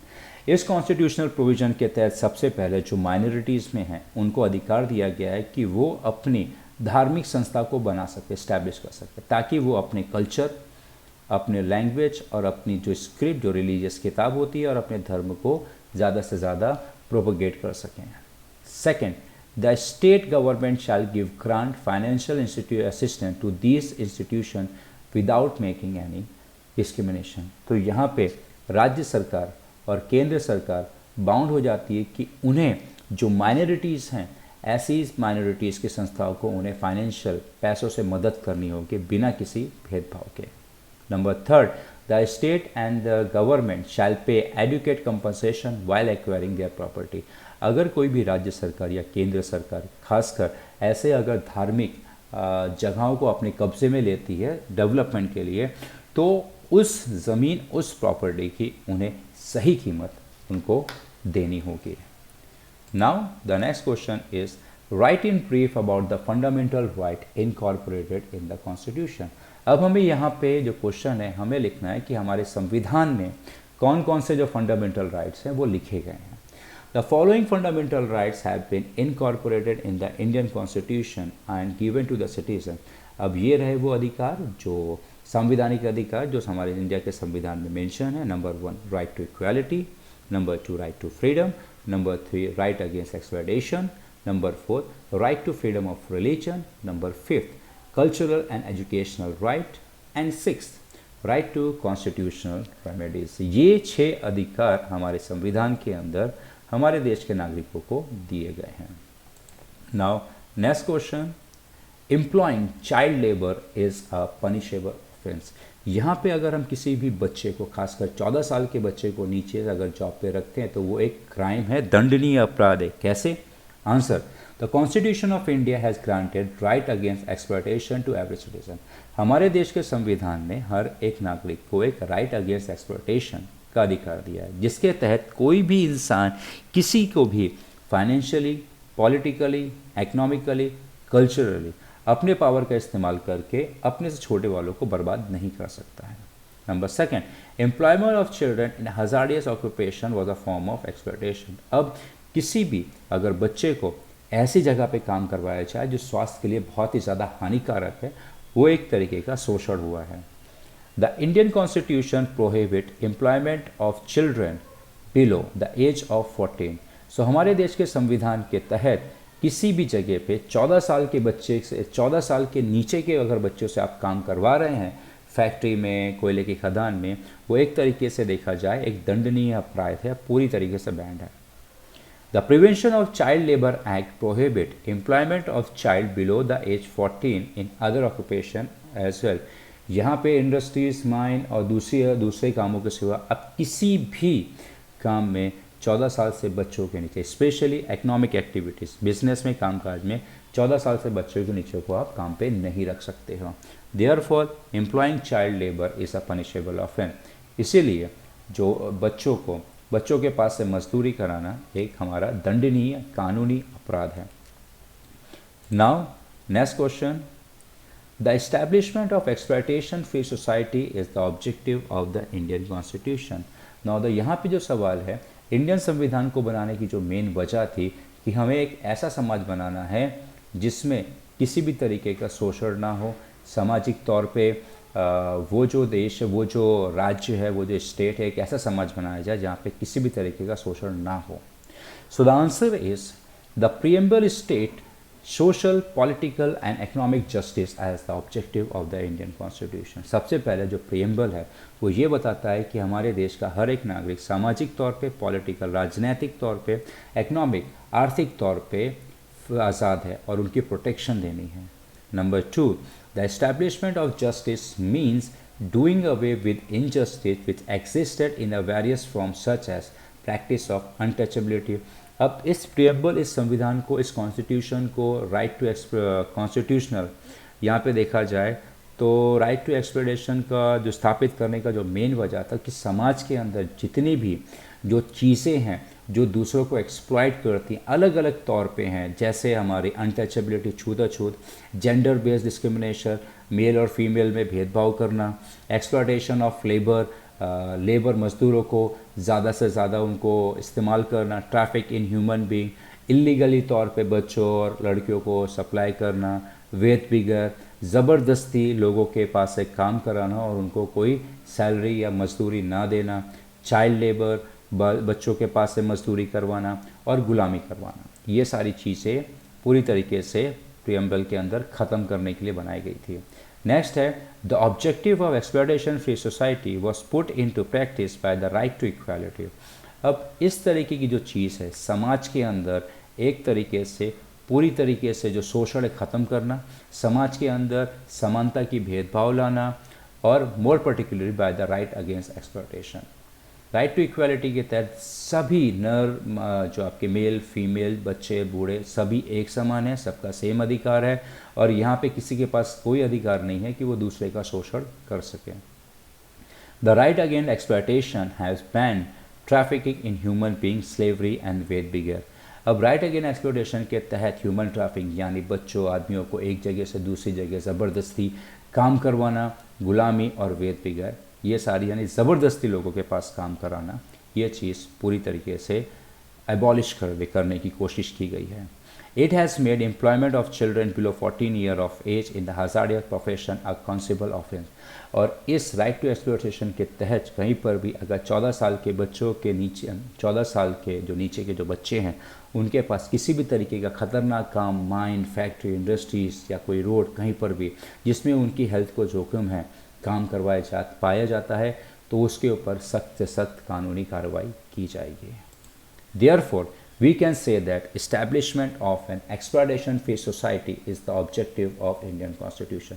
इस वजह से हम कह सकते हैं कि समाज में जो एक कानून लाया गया है राइट टू एक्सप्लॉयटेशन के तहत, इसकी मेन कोशिश यही थी कि समाज एक ऐसा समाज बने जहाँ पे कोई भी किसी का शोषण ना कर सके। सो मेन मकसद इसका बनाने का यही था। Now the next question is, the right to constitutional remedies is the soul of the constitution. अब यहाँ पे अगर देखा जाए तो ये जो राइट टू कॉन्स्टिट्यूशनल रेमेडीज है एक तरीके से देखा जाए तो आत्मा है संविधान की। किस तरीके से, चलिए हम जानते हैं। The right of the citizen become meaningless unless the protection is providing against their violation. अब यहाँ पे तो नागरिकों को जो अधिकार दिए हैं वो पूरी तरीके से बेमतलब है अगर उनको सुरक्षा न दी जाए। So the right to constitutional remedies is mean by which the citizen can seek a protection of their fundamental right. इस राइट टू कॉन्स्टिट्यूशनल रेमेडीज के तहत नागरिकों को यह अधिकार दिया जाता है कि वो अपने संवैधानिक अधिकारों की सुरक्षा सरकार के पास से मांग सकें। Number third, the supreme court and the high court protect the fundamental right of the citizen. तो इसीलिए संविधान के अंदर यहाँ पे जो सुप्रीम कोर्ट और हाई कोर्ट को यह जिम्मेदारी दी गई है कि आपको नागरिकों की जो संवैधानिक अधिकार है उनकी रक्षा करनी है। Therefore doctor Baba Saheb Ambedkar has said the right to constitutional remedies is the soul of the constitution. इसीलिए बाबा साहेब अम्बेडकर ने ये संविधान में मेंशन किया है कि राइट टू कॉन्स्टिट्यूशनल रेमेडीज हमारे संविधान की आत्मा है। नाउ नेक्स्ट है right about the preventive detention. अब हम यहाँ पे प्रिवेंटिव डिटेंशन के बारे में हम लोग पढ़ेंगे। प्रिवेंटिव डिटेंशन है क्या? The preventive detention is a form of restriction on right to freedom. अब प्रिवेंटिव डिटेंशन देखा जाए तो हमारा एक अधिकार है राइट टू फ्रीडम के तहत कोई भी नागरिक पूरे इंडिया में हमारे देश में कहीं पर भी जाके रह सकता है, बिजनेस कर सकता है, जो कामकाज करना चाहे कर सकता है। सो एक तरीके से प्रिवेंटिव डिटेंशन क्या करता है, ये इंसान का जो राइट ऑफ फ्रीडम है खासकर भारतीय नागरिक का, उसको वो क्या करता है, रिस्ट्रिक्ट कर देता है, रोक देता है। किस तरीके से?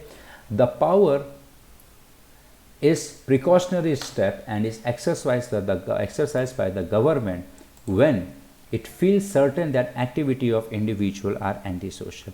अब ये जो प्रिवेंटिव डिटेंशन है, जब भी सरकार को लगेगा कि किसी भी देश के नागरिक की कोई भी ऐसी हरकत जिससे हमारे समाज हमारे देश के लिए खतरा है, तब प्रिवेंटिव डिटेंशन का इस्तेमाल किया जाता है। The objective of preventive detention is not to punish the detain person without trial but to prevent him her from the committing crime. Preventive detention का मेन मकसद है कि कोई भी इंसान को सज़ा देना नहीं है, बल्कि उसको गुनाह, क्राइम, जुर्म करने से रोकना है।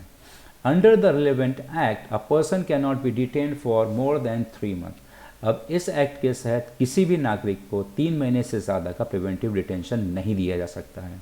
The order of preventive detention can be cancelled as per the directive issued by a जज ऑफ द हाई कोर्ट और द एडवाइजरी बोर्ड। अब इस ऑर्डर के तहत ये प्रिवेंटिव डिटेंशन का ऑर्डर वही कैंसिल कर सकता है जिस जज ने इशू किया है, या एडवाइजरी बोर्ड अगर बैठती है और उसको लगता है कि अब हमें इसको कैंसिल कर देना चाहिए, तो वही कर सकते हैं। Number 6, the final decision regarding detention of a person is taken by the state government. और यहाँ पे जो फाइनल डिसीजन है वो देखा जाए तो राज्य सरकार ले सकती है। प्रिवेंटिव डिटेंशन में किसी भी नागरिक को, कोई भी अगर वो गुनाह क्राइम करता है जिससे समाज को खतरा है, तो उसको पर्टिकुलरली शहर के बाहर या गांव के बाहर या राज्य के बाहर उसको भेज दिया जाता है। और अगर वो जो सज़ा तय की गई है 3 महीने के अंदर अगर उसको राज्य के अंदर देखा जाता है तो फिर उसके खिलाफ वापस से एक्शन लिया जाएगा। Now next, explain the importance of the fundamental right. अब हम यहाँ पे जानेंगे कि फंडामेंटल राइट्स की इम्पॉर्टेंस, अहमियत क्या है। Number 1, fundamental rights are those human rights which are recognized and guaranteed by state. These rights are incorporated in the constitution and enforced by the judiciary. सबसे पहले जो संवैधानिक अधिकार है ये इंसान को दिए गए हैं और ये गारंटी राज्य सरकार देती है कि ये राइट का इस्तेमाल करके वो अपने आप को बचा सकते हैं, वो अपने आप को फ्री फील करा सकते हैं। और ये जो अधिकार हैं ये हमारे देश के संविधान में लिखा गया और जुडिशरी इसकी प्रोटेक्शन करती है। कैसे? Fundamental right are essential for the development of personality of every individual. ये जो संवैधानिक अधिकार ये बहुत ज़रूरी है किसी भी पर्सन के व्यक्तित्व को बढ़ाने के लिए, अच्छा करने के लिए, डेवलप करने के लिए। The enable every individual to live in the essential for the development of personality of individual. These enable every individual to live a life of self-respect and dignity. अब ये जो अधिकार है ये हर एक देश के नागरिक को एक अधिकार देती है कि वो आत्मसम्मान के साथ में समाज में रह सकें। People can live a peaceful and prosperous life by availing of the fundamental right. अब इस फंडामेंटल राइट के तहत हर एक इंसान शांति से अपने आप को समृद्ध पैसों से, खुशियों से वो जिस तरीके से समृद्ध करना चाहे कर सकता है। Fundamental right are the foundation of democracy. हमारे देश की जो डेमोक्रेसी है वो एक तरीके से देखा जाए तो फंडामेंटल राइट है ना, वो हमारे देश की डेमोक्रेसी का फाउंडेशन, नींव है।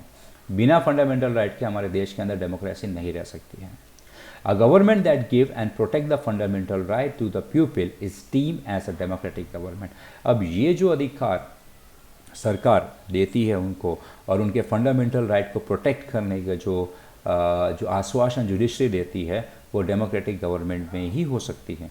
एंड दोज हु डिनाई और take away the fundamental right, अब जो इंसान दूसरे के फंडामेंटल राइट को हर्ट करता है, उनको नुकसान पहुंचाता है, तो are regarded as a autocratic undemocratic regime. और जो भी संस्था, सरकार या आम जनता या कोई भी किसी भी दूसरे इंसान के फंडामेंटल राइट को हर्ट करता है, उनको वायलेट करता है, उनको हर्ट करता है, तो वो किसी भी तरीके से देश के नागरिक अनडेमोक्रेटिक तरीके की वो संस्था या इंसान या नागरिक नहीं हो सकते हैं। Next, Western Ghat are continuous while Eastern Ghat are dissected. अब ये जो आपका है ये आपका ज्योग्राफी स्टार्ट हो गया है चैप्टर 13। अब यहाँ पे Western Ghat are continuous while Eastern Ghat are dissected. अब यहाँ पे जो आपका जो वेस्टर्न घाट है, यहाँ पे आप इमेज में आप देखेंगे ये आपके अगर 2 घाट अगर देखा जाए तो ये आपका वेस्टर्न घाट क्या है, कॉन्टीन्यूस नीचे जा रहा है, while Eastern Ghats are dissects. So यहाँ पे हम जानेंगे इसका मतलब क्या है। So the slope of the peninsular plateau of India is from west to east. हमारे इंडिया की जो स्लोप है, बाई चांस अगर देखा जाए तो ये हमारा इंडिया है, ठीक है, ये हमारा अरेबियन सी है और ये हमारा बे ऑफ बंगाल है। सो द वेस्टर्न घाट जो है ये मोस्टली ऑफ ऐसा गया है कि ये वेस्ट से ये साइड में मूव हो रहा है, ठीक है, ये वेस्ट है और ये ईस्ट है। ज़्यादातर घाट जो है हमारे इस तरीके पे मूव हो रहे हैं जैसे, और यहाँ पर से काफ़ी नदियाँ भी बनती हैं, जैसे हमारा अगर देखा जाए कृष्णा, गोदावरी एंड कावेरी, ये रिवर्स हमारे यहाँ पर से फ्लो होती हैं and merge with western Ghat, flow eastward. अब ये वेस्टर्न घाट से निकलती हैं और ईस्टवर्ड में मिल जाती हैं। Curve out of the hill of Eastern Ghat meet the Bay of Bengal. अब ये जो पहाड़ के जो कर्व हैं ये इसको हम लोग क्या कहेंगे, ये पॉइंट इस कर्व, अब ये किससे मिलते हैं, हमारे बे ऑफ बंगाल से मिल जाते हैं। Alright, so the Eastern Ghat is dissected. अब ईस्टर्न घाट अगर देखा जाए तो ये डिसेक्टेड है, बाकी हमारा जो वेस्टर्न घाट है ये पूरा हमारा कॉन्टिन्यूस है।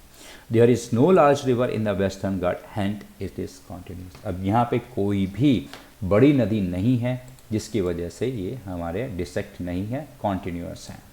Now moving on to the next, चलिए जानते हैं व्हाट इज रॉक। यहाँ पे रॉक के बारे में हम थोड़ा डिफाइन में जानेंगे, थोड़ा डीप में जानेंगे। सो the answer is the rock form of one और मोर मिनरल आर कॉल्ड। अब ऐसा कोई भी सब्सटेंस जो एक या ज़्यादा मिनरल से मिलकर बना है तो उसे हम पत्थर कहेंगे। So the next is there are 3 main type of rock. Okay, तो यहाँ पे थोड़ा सा आपका स्पेलिंग एरर है, टाइपिंग क्लरिकल एरर है। यहाँ पे 3 टाइप के रॉक हैं, एक है हमारा इग्नियस, दूसरा है हमारा यहाँ पे देखा जाए स्ट्रेटिफाइड, और तीसरा है हमारा मेटामॉर्फिक। अब हम इसको क्लासीफाई करेंगे। जैसे the semi liquid lava in the deep interior of the earth reaches the surface and cool down in a form of Magna. अब जब भी हमारा अगर देखा जाए तो जो वॉल्केनो से जो लावा निकलता है, ठीक है, वॉल्केनो के अंदर से जब वो सरफेस पे पहुंचता है और वो ठंडा हो जाता है, तब इसको हम क्या कहते हैं, मैग्मा कहते हैं। और जब ये मैग्मा ठंडा हो जाता है तब हमारा इग्नियस रॉक बनता है। सो ये हमारे इग्नियस रॉक की क्लासिफिकेशन थी। चलिए हम थोड़ा और डीप में जानते हैं।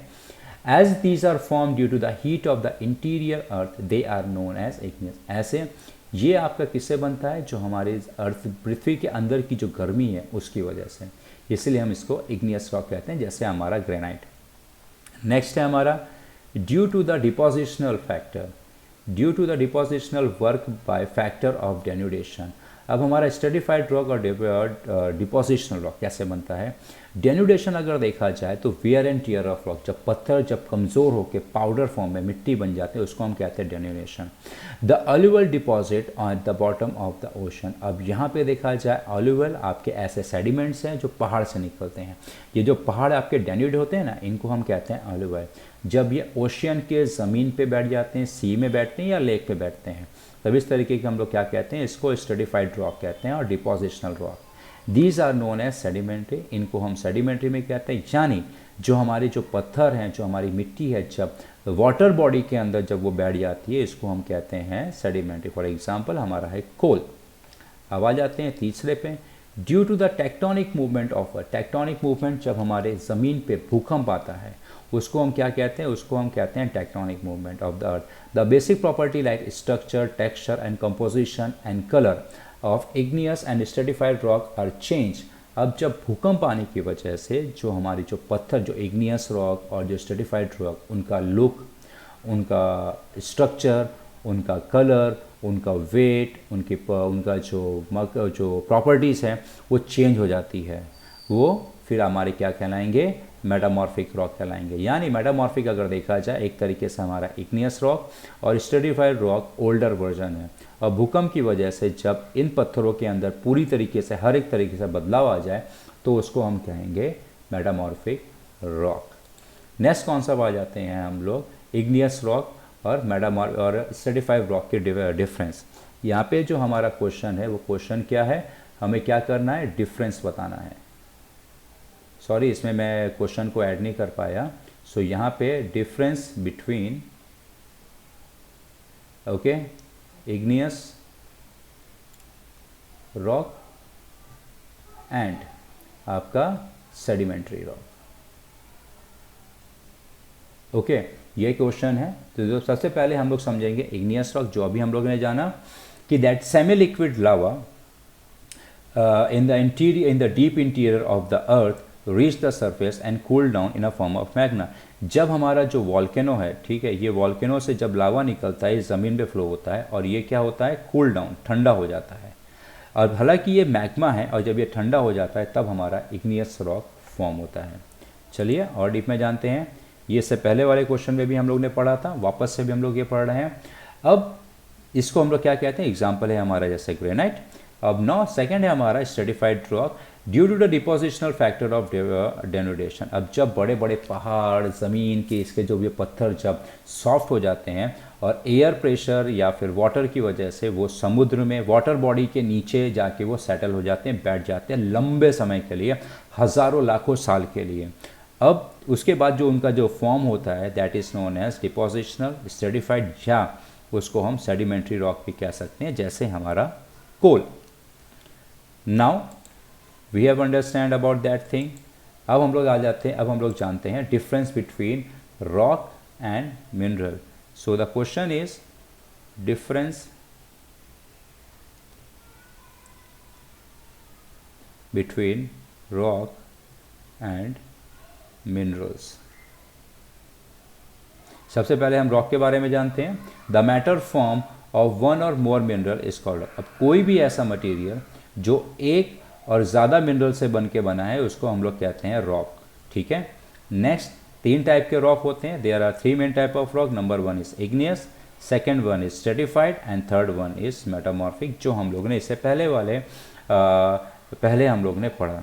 चलिए अब आ जाते हैं हम लोग minerals. Mineral is that solid, liquid और gaseous matter which is form due to the natural organic और इनऑर्गेनिक प्रोसेस। अब मिनरल क्या होता है? पहले आपका मिनरल बनेगा फिर आपका रॉक बनेगा। मिनरल एक क्या है? एक सॉलिड भी हो सकता है, लिक्विड भी होता है और गैसियस फॉर्म में हो सकता है, जो नेचुरल ऑर्गेनिक, ऑर्गेनिक मतलब पूरी तरीके से कुदरती, या इनऑर्गेनिक किसी भी 2 मिनरल के मिक्सचर से बन सकता है। स्पेसिफिक देखा जाए तो मिनरल की आपकी ना स्पेसिफिक केमिकल कंपोजिशन होती है। जैसे हमारा अगर देखा जाए हाइड्रोजन की कंपोजिशन है, कार्बन की कंपोजिशन है। अब ये SO2 अगर देखा जाए तो ये आपका इनऑर्गेनिक है, और आपका जो ऑक्सीजन है, ये हाइड्रोजन है, ये आपका पूरी तरीके से ऑर्गेनिक, यानी डायरेक्टली नेचर ने इसको बनाया है। अब मिनरल 2 टाइप के होते हैं। सबसे पहला होता है हमारा मेटालिक और दूसरा होता है हमारा non metallic. Now moving on to the next question. अब यहाँ पे वापस से कुछ हमारे क्वेश्चंस छूट गए थे, तो अब वापस से उस क्वेश्चन को with the help of reference book और गूगल पे स्टडी करके ये आंसर क्रिएट किया है। सो नाउ ये हमारा जो आंसर है ये हमारा चैप्टर 1 का है। सो हमारा जो शॉर्ट में ही है। Now the question is that Siraj-ud-Daulah was defeated in the battle of Plassey. Explain the following statement. अब हमें इस स्टेटमेंट को एक्सप्लेन करना है कि सिराजुद्दौला जो हार गए थे, द बैटल क्यों हारे थे। The British conspired to defeat the Nawab Siraj-ud-Daulah in the battle of Plassey. अब यहाँ पे जो ब्रिटिश थे उन्होंने एक कॉन्स्पिरेसी, उन्होंने एक पूरा प्लान बनाया था कि किस तरीके से हमें सिराजुद्दौला को बैटल ऑफ प्लेसी में हराना है। तो उन्होंने एक चाल चली। कंस्पायर्ड का मतलब होता है चाल, जिसके तहत उन्होंने सिराजुद्दौला के जो आर्मी चीफ मीर जाफ़र को प्रॉमिस किया कि अगर तुम हमारा साथ देते हो तो हम तुम्हें बंगाल का नवाब बना देंगे। अब इस लालच में इसके साथ में एक और थे मीर जाफ़र, और आपके एक और थे, वो भी इन्होंने भी साथ दिया था। और ये जो मीर जाफ़र थे ये उस वक्त सिराजुद्दौला के सेनापति थे। जब जंग हुई तो मीर जाफ़र ने उनको धोखा दे दिया, अपनी आर्मी को वहाँ पे नहीं लेकर गए। जो देखा जाए तो इनका हाफ डे में ही इनका पूरी जंग ख़त्म हो गई और सिराजुद्दौला बुरी तरीके से हार गए। इस तरीके से देखा जाए बैटल ऑफ प्लेसी कंडक्ट हुई थी। नेक्स्ट है हमारा थर्ड। ये हमारा अगर देखा जाए चैप्टर 8 या 9 में है। Which laws were implemented to eradicate evil practices going on during 18th and 19th century. अब यहाँ पे कुछ कानून बनाए गए थे जो डलहौसी ने बनाए थे। ये आपका चैप्टर 1 का ही है। तो कौन कौन से वो कानून हैं बनाए थे डलहौसी ने, जिसके बदौलत वो चाहते थे कि जो समाज से जो हमारे ईवल प्रैक्टिसेस है उसको ख़त्म कर दिया जाए। चलिए जानते हैं। तो यहाँ पे 2 तरीके के हैं। सबसे पहले तो Bengal sati regulation which ban the sati custom in all province of British India वो एस्टैब्लिश्ड ऑन December 4, 1899। अब बंगाल सती रेगुलेशन के तहत इंडिया में जहाँ पर भी ब्रिटिश का राज्य है वहाँ पे किसी भी तरीके का सती औरतों को जलाया नहीं जाएगा, और ये कानून December 4, 1829 को लागू किया गया। और ये लागू करने वाले कौन थे? The governor general lord William Bentinck लागू किया। The ordinance describe the practice of sati should be strictly forbidden. अब ये जो ऑर्डिनेंस है ये सीधा दर्शाता था कि सती को पूरी तरीके से बंद कर दिया जाए। नेक्स्ट है child marriage restrain act and enacted on 28 September of 1929। Child marriage, बाल विवाह को भी पूरी तरीके से बैन था। In the British India legislature of India which fix the age of wedding for girl is 14 and the boy is 18। अब इस एक्ट के तहत सबसे पहले तो एक शादी करने की एज फिक्स कर दी गई थी। लड़कियों की 14 साल और लड़कों की 18 साल। और इस act it is popularly known as the Sarda act, और इस एक्ट को हम लोग शारदा एक्ट के तरीके से जानते हैं। आफ्टर इस चैंपियन हरिबिलास शारदा, उसके नाम पे इस शारदा एक्ट का नाम रखा गया। Now next question is that question is belong to chapter 3। What do you mean by veto power. यहाँ पे वीटो पावर का मतलब क्या होता है? सबसे पहले तो वीटो का मतलब अगर समझा जाए, आई फॉरबिड, मतलब मैं इस चीज़ के लिए रेडी नहीं हूँ। So it is the power use by an official member of state. अब यहाँ पे हमारे 5 ऑफिशियल मेंबर हैं यूनाइटेड नेशन के, जो अमेरिका, रशिया, आपका चाइना, फ्रांस एंड ब्रिटेन, ये 5 ऑफिशियल मेंबर है जिनके पास वीटो पावर है। And veto can absolute which mean that any resolution और legislation can be block completely. अब कोई भी देश, ये 5 देश में अगर वीटो पावर का इस्तेमाल करता है तो वो कोई भी कानून, कोई भी जो रूल्स हैं उसको पूरी तरीके से बैन कर सकता है। For instance the permanent member of the United nation can block any resolution. अब जो भी परमानेंट मेंबर हैं, हमारे 5 परमानेंट मेंबर हैं, एक है हमारा अमेरिका, दूसरा है हमारा यहाँ पे ब्रिटेन, तीसरा है फ्रांस, चौथा है रशिया और 5वां है चाइना। तो इन 5 के पास ऐसा पावर है कि दुनिया में यूनाइटेड नेशन के द्वारा, यूनाइटेड नेशन सिक्योरिटी काउंसिल के द्वारा कोई भी अगर रेजोल्यूशन या कोई भी रूल या लॉ बनाया गया है तो इस वीटो पावर के ज़रिए वो उसको पूरी तरीके से बैन कर सकता है, हटा सकता है।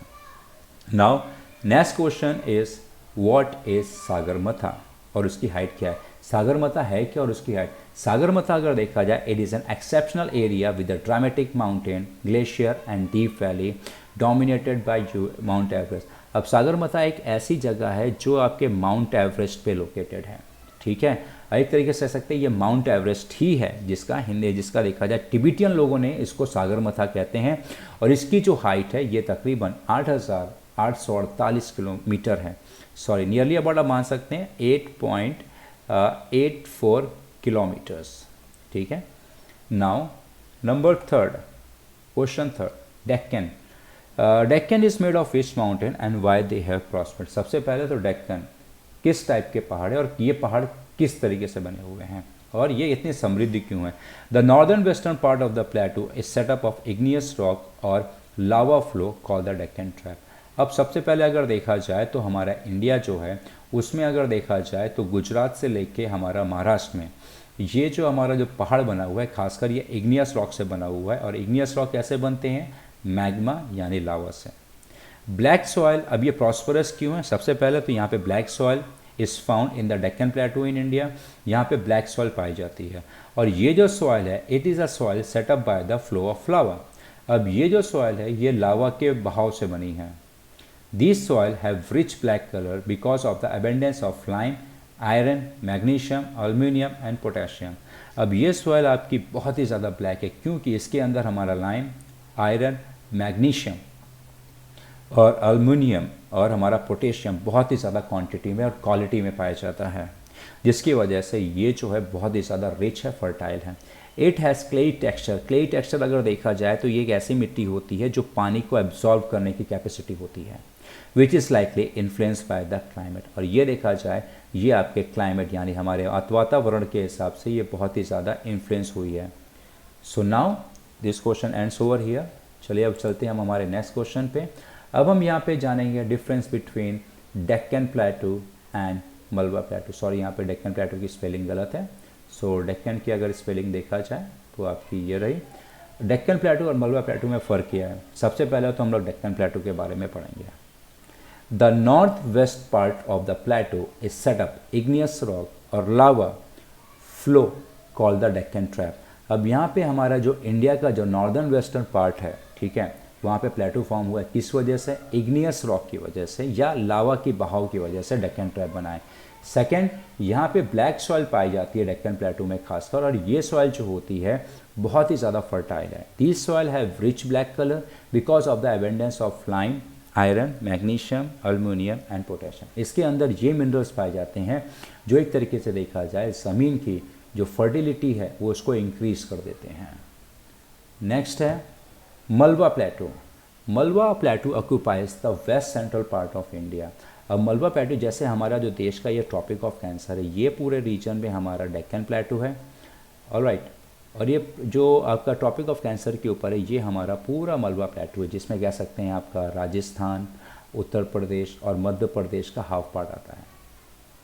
Now this प्लेटू this is a प्लेटू of volcanic origin. अब ये जो प्लेटू है ये वॉल्केनो की वजह से बना है। द मलबा प्लेटू स्लोप टूवर्ड द नॉर्थ। अब ये जो मलबा प्लेटू है ये एक्चुअली आपका ट्रॉपिक ऑफ कैंसर से ऊंचा उठता है और नॉर्थ के साइड में ये नीचे चलता चला जाता है। ठीक है। द मलबा प्लेटू is marked by dark black soil suitable for the growth of cotton and grounder. अब ये जो मलबा प्लेटू है यहाँ पर भी ब्लैक सॉइल पाई जाती है जो कॉटन और मूंगफली के लिए बहुत ही ज़्यादा ये बेनिफिशियल है। The next question is difference between metallic and non metallic mineral. अब मेटालिक मिनरल अगर देखा जाए are the type of mineral that are composed of metal, ऐसे मिनरल्स जो मेटल से मिलके बने हैं। दे आर हार्ड, वो बहुत ही ज़्यादा हार्ड होते हैं और good conductor of heat and electricity, इनसे हमारी हीट, गर्मी और इलेक्ट्रिसिटी पास हो सकती है। They have their own lustre, उनकी अपनी एक चमक होती है, जैसे for example iron, copper, gold, bauxite, manganese etcetera. Now next है हमारा non metallic. Non-metallic mineral can be described as the minerals they do not comprise of metal। ऐसे minerals देखा जाए जो मिलके मेटल नहीं बनाते हैं, उनकी खुद की एक आइडेंटिफाई, वो किसी के साथ मिक्सअप नहीं हो सकते हैं। जैसे नॉन मेटालिक मिनरल्स और नॉन लस्ट्रस, इनकी चमक नहीं होती है। यहाँ पे some examples of non metallic minerals are, कुछ एक एग्जांपल है जैसे हमारा लाइमस्टोन, चूना, mica, gypsum, coal, dolomite, phosphate, salt and granite. इनकी खुद की चमक नहीं होती है, ये किसी से मिक्सअप होकर दूसरा मेटल नहीं बना सकते हैं जैसे हमारा जो मेटालिक मिनरल बना सकते हैं। Okay, now the next question is difference between the Western Ghat and the Eastern Ghat and Western Ghat. So the answer is different between the Western Ghat and the Eastern Ghat are, इनमें से आप कोई भी 2 से 3 पॉइंट आपको लिखना रहेगा। ओके, यहाँ पे मैंने आपके हेल्प के लिए 4 से 5 पॉइंट बना दिए हैं, जो इजी हो आप वो उसको आप अटैम्प्ट कर लीजिएगा। जैसे Western Ghat, the Western Ghat are continuous change of mountain and can be cross through passes only. अब वेस्टर्न घाट देखा जाए तो ये आपकी माउंटेन रेंजेस यानी कई पहाड़ों की रेंजेस होती है, लंबे चौड़े पहाड़ होते हैं और यहाँ पे कुछ एक ऐसे पासेस होते हैं, रास्ते होते हैं जिससे ही उनको पास किया जा सकता है। आप ऐसे डायरेक्टली पहाड़ क्रॉस करके नहीं कर सकते हैं। सेम अगर ईस्टर्न घाट देखा जाए तो Eastern Ghat are not continuous, are cut by river falling into the Bay of Bengal. अब ईस्टर्न घाट आपके कॉन्टिन्यूस नहीं है, जैसे हमारा हिमालयन रेंजेस है वो कॉन्टिन्यूस है, लगातार माउंटेन्स हैं, और ईस्टर्न घाट आपके कई छोटे छोटे पहाड़ों से मिलके बने हुए हैं और यहाँ पे खासकर नदियाँ पास होती हैं, जैसे आपकी कृष्णा, गोदावरी, कावेरी, इन्होंने पहाड़ को कट करके रास्ता क्रिएट किया, वहाँ पर से पास हो सकते हैं। The height ranges from 900 to 1600 metre. अब इन पहाड़ों की अगर हाइट देखा जाए तो तकरीबन आपका 1 से 1.5 किलोमीटर से ज़्यादा होती है। Eastern Ghat, their height is lower than Western Ghat, और इनकी हाइट जो है वो वेस्टर्न घाट से कम होती है और इनकी हाइट ऑन एवरेज 600 से 900 मीटर के आसपास होती है। Now third, most of the peninsular river originate from the Western Ghat. अब ये इनकी हाइट की वजह से बारिश का जो भी पानी होता है ये फ्लो हो जाता है ईस्ट साइड में। No major river originate from Eastern Ghat. अब यहाँ पे ये पहाड़ अलग अलग हैं जिसकी वजह से देखा जाए पानी जो है पूरी तरीके से साइड से बह जाता है, लेकिन आपका वेस्टर्न घाट कॉन्टीन्यूस चेन है जिसकी वजह से पानी बह नहीं पाता है और ये ईस्ट की तरफ, क्योंकि पहाड़ अगर देखा जाए तो आपका जो वेस्टर्न घाट है पूरी एक तरीके से ऐसा है, तो पानी जो है वो इधर से इधर नहीं पास हो पाता है क्योंकि कॉन्टीन्यूसली पहाड़ है यहाँ पे, तो पानी जो है वो ईस्ट की तरफ फ्लो होता है। अब लेकिन ईस्टर्न घाट आपके जो हैं ये आपके अलग अलग पहाड़ हैं, ठीक है, तो यहाँ पर से भी पानी निकलने का रास्ता है, दैट्स वाई यहाँ पर से पानी जो है वो इधर नहीं जा पाता है अरेबियन सी में, ये इधर ही फ्लो हो जाता है। The soil is highly fertile. अब यहाँ पर की जो मिट्टियाँ हैं वो बहुत ही ज़्यादा फर्टाइल है क्योंकि पानी कॉन्टीन्यूसली इनको मिलता रहता है, लेकिन ये जो सॉइल है यहाँ पर ईस्टर्न घाट की वो ज़्यादा फर्टाइल नहीं है। On the onset of monsoon is failed by Eastern Ghat. अब यहाँ पे देखा जाए तो ईस्टर्न घाट पे जो हमारा ऑनसेट मानसून है यहाँ पे यानी मानसून की शुरुआत यहाँ पे हमें अक्सर देखने को मिलती है और यहाँ पे मानसून जो है एक बार अगर निकल जाता है तो दोबारा नहीं आता है। लेकिन the retreating of the monsoon is felt here. Retreating का मतलब यानी बारिश जो है, एक तो बारिश का जो हमारा जो टाइम है वो है जून से लेके हमारा सितंबर तक, ठीक है, लेकिन अक्टूबर एंड से लेके आपका दिसंबर की फर्स्ट वीक में वापस से ईस्टर्न घाट में आपकी बारिश होती है। यह है आपका रिट्रीटिंग। और ऑनसेट मतलब होता है यहाँ पे आपका जून से लेके सितंबर के बीच में ही बारिश होती है, उसके बाद बारिश नहीं होती है।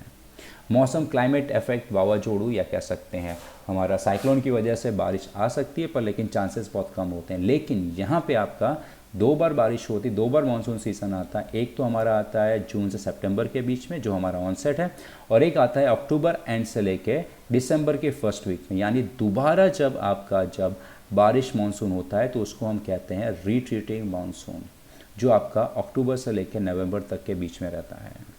सो इन दिस वे जितने भी जो क्वेश्चन आंसर थे, I try to explain it well. अगर फिर भी यहाँ पर कोई भी क्वेश्चन आपको समझ में नहीं आता है, या कोई भी ऐसा आपको जो क्वेश्चन है उसके आंसर्स आपको क्लियर नहीं है, तो आप मुझे मेरे कमेंट बॉक्स में मेंशन कर सकते हैं। I will try to make another separate video और शॉर्ट वीडियो जिसमें हम उनको और थोड़ा डिटेल में आपको एक्सप्लेन करेंगे। So now this video ends over here. If you like my explanation, please subscribe my channel and share with your friend. Thank you very much.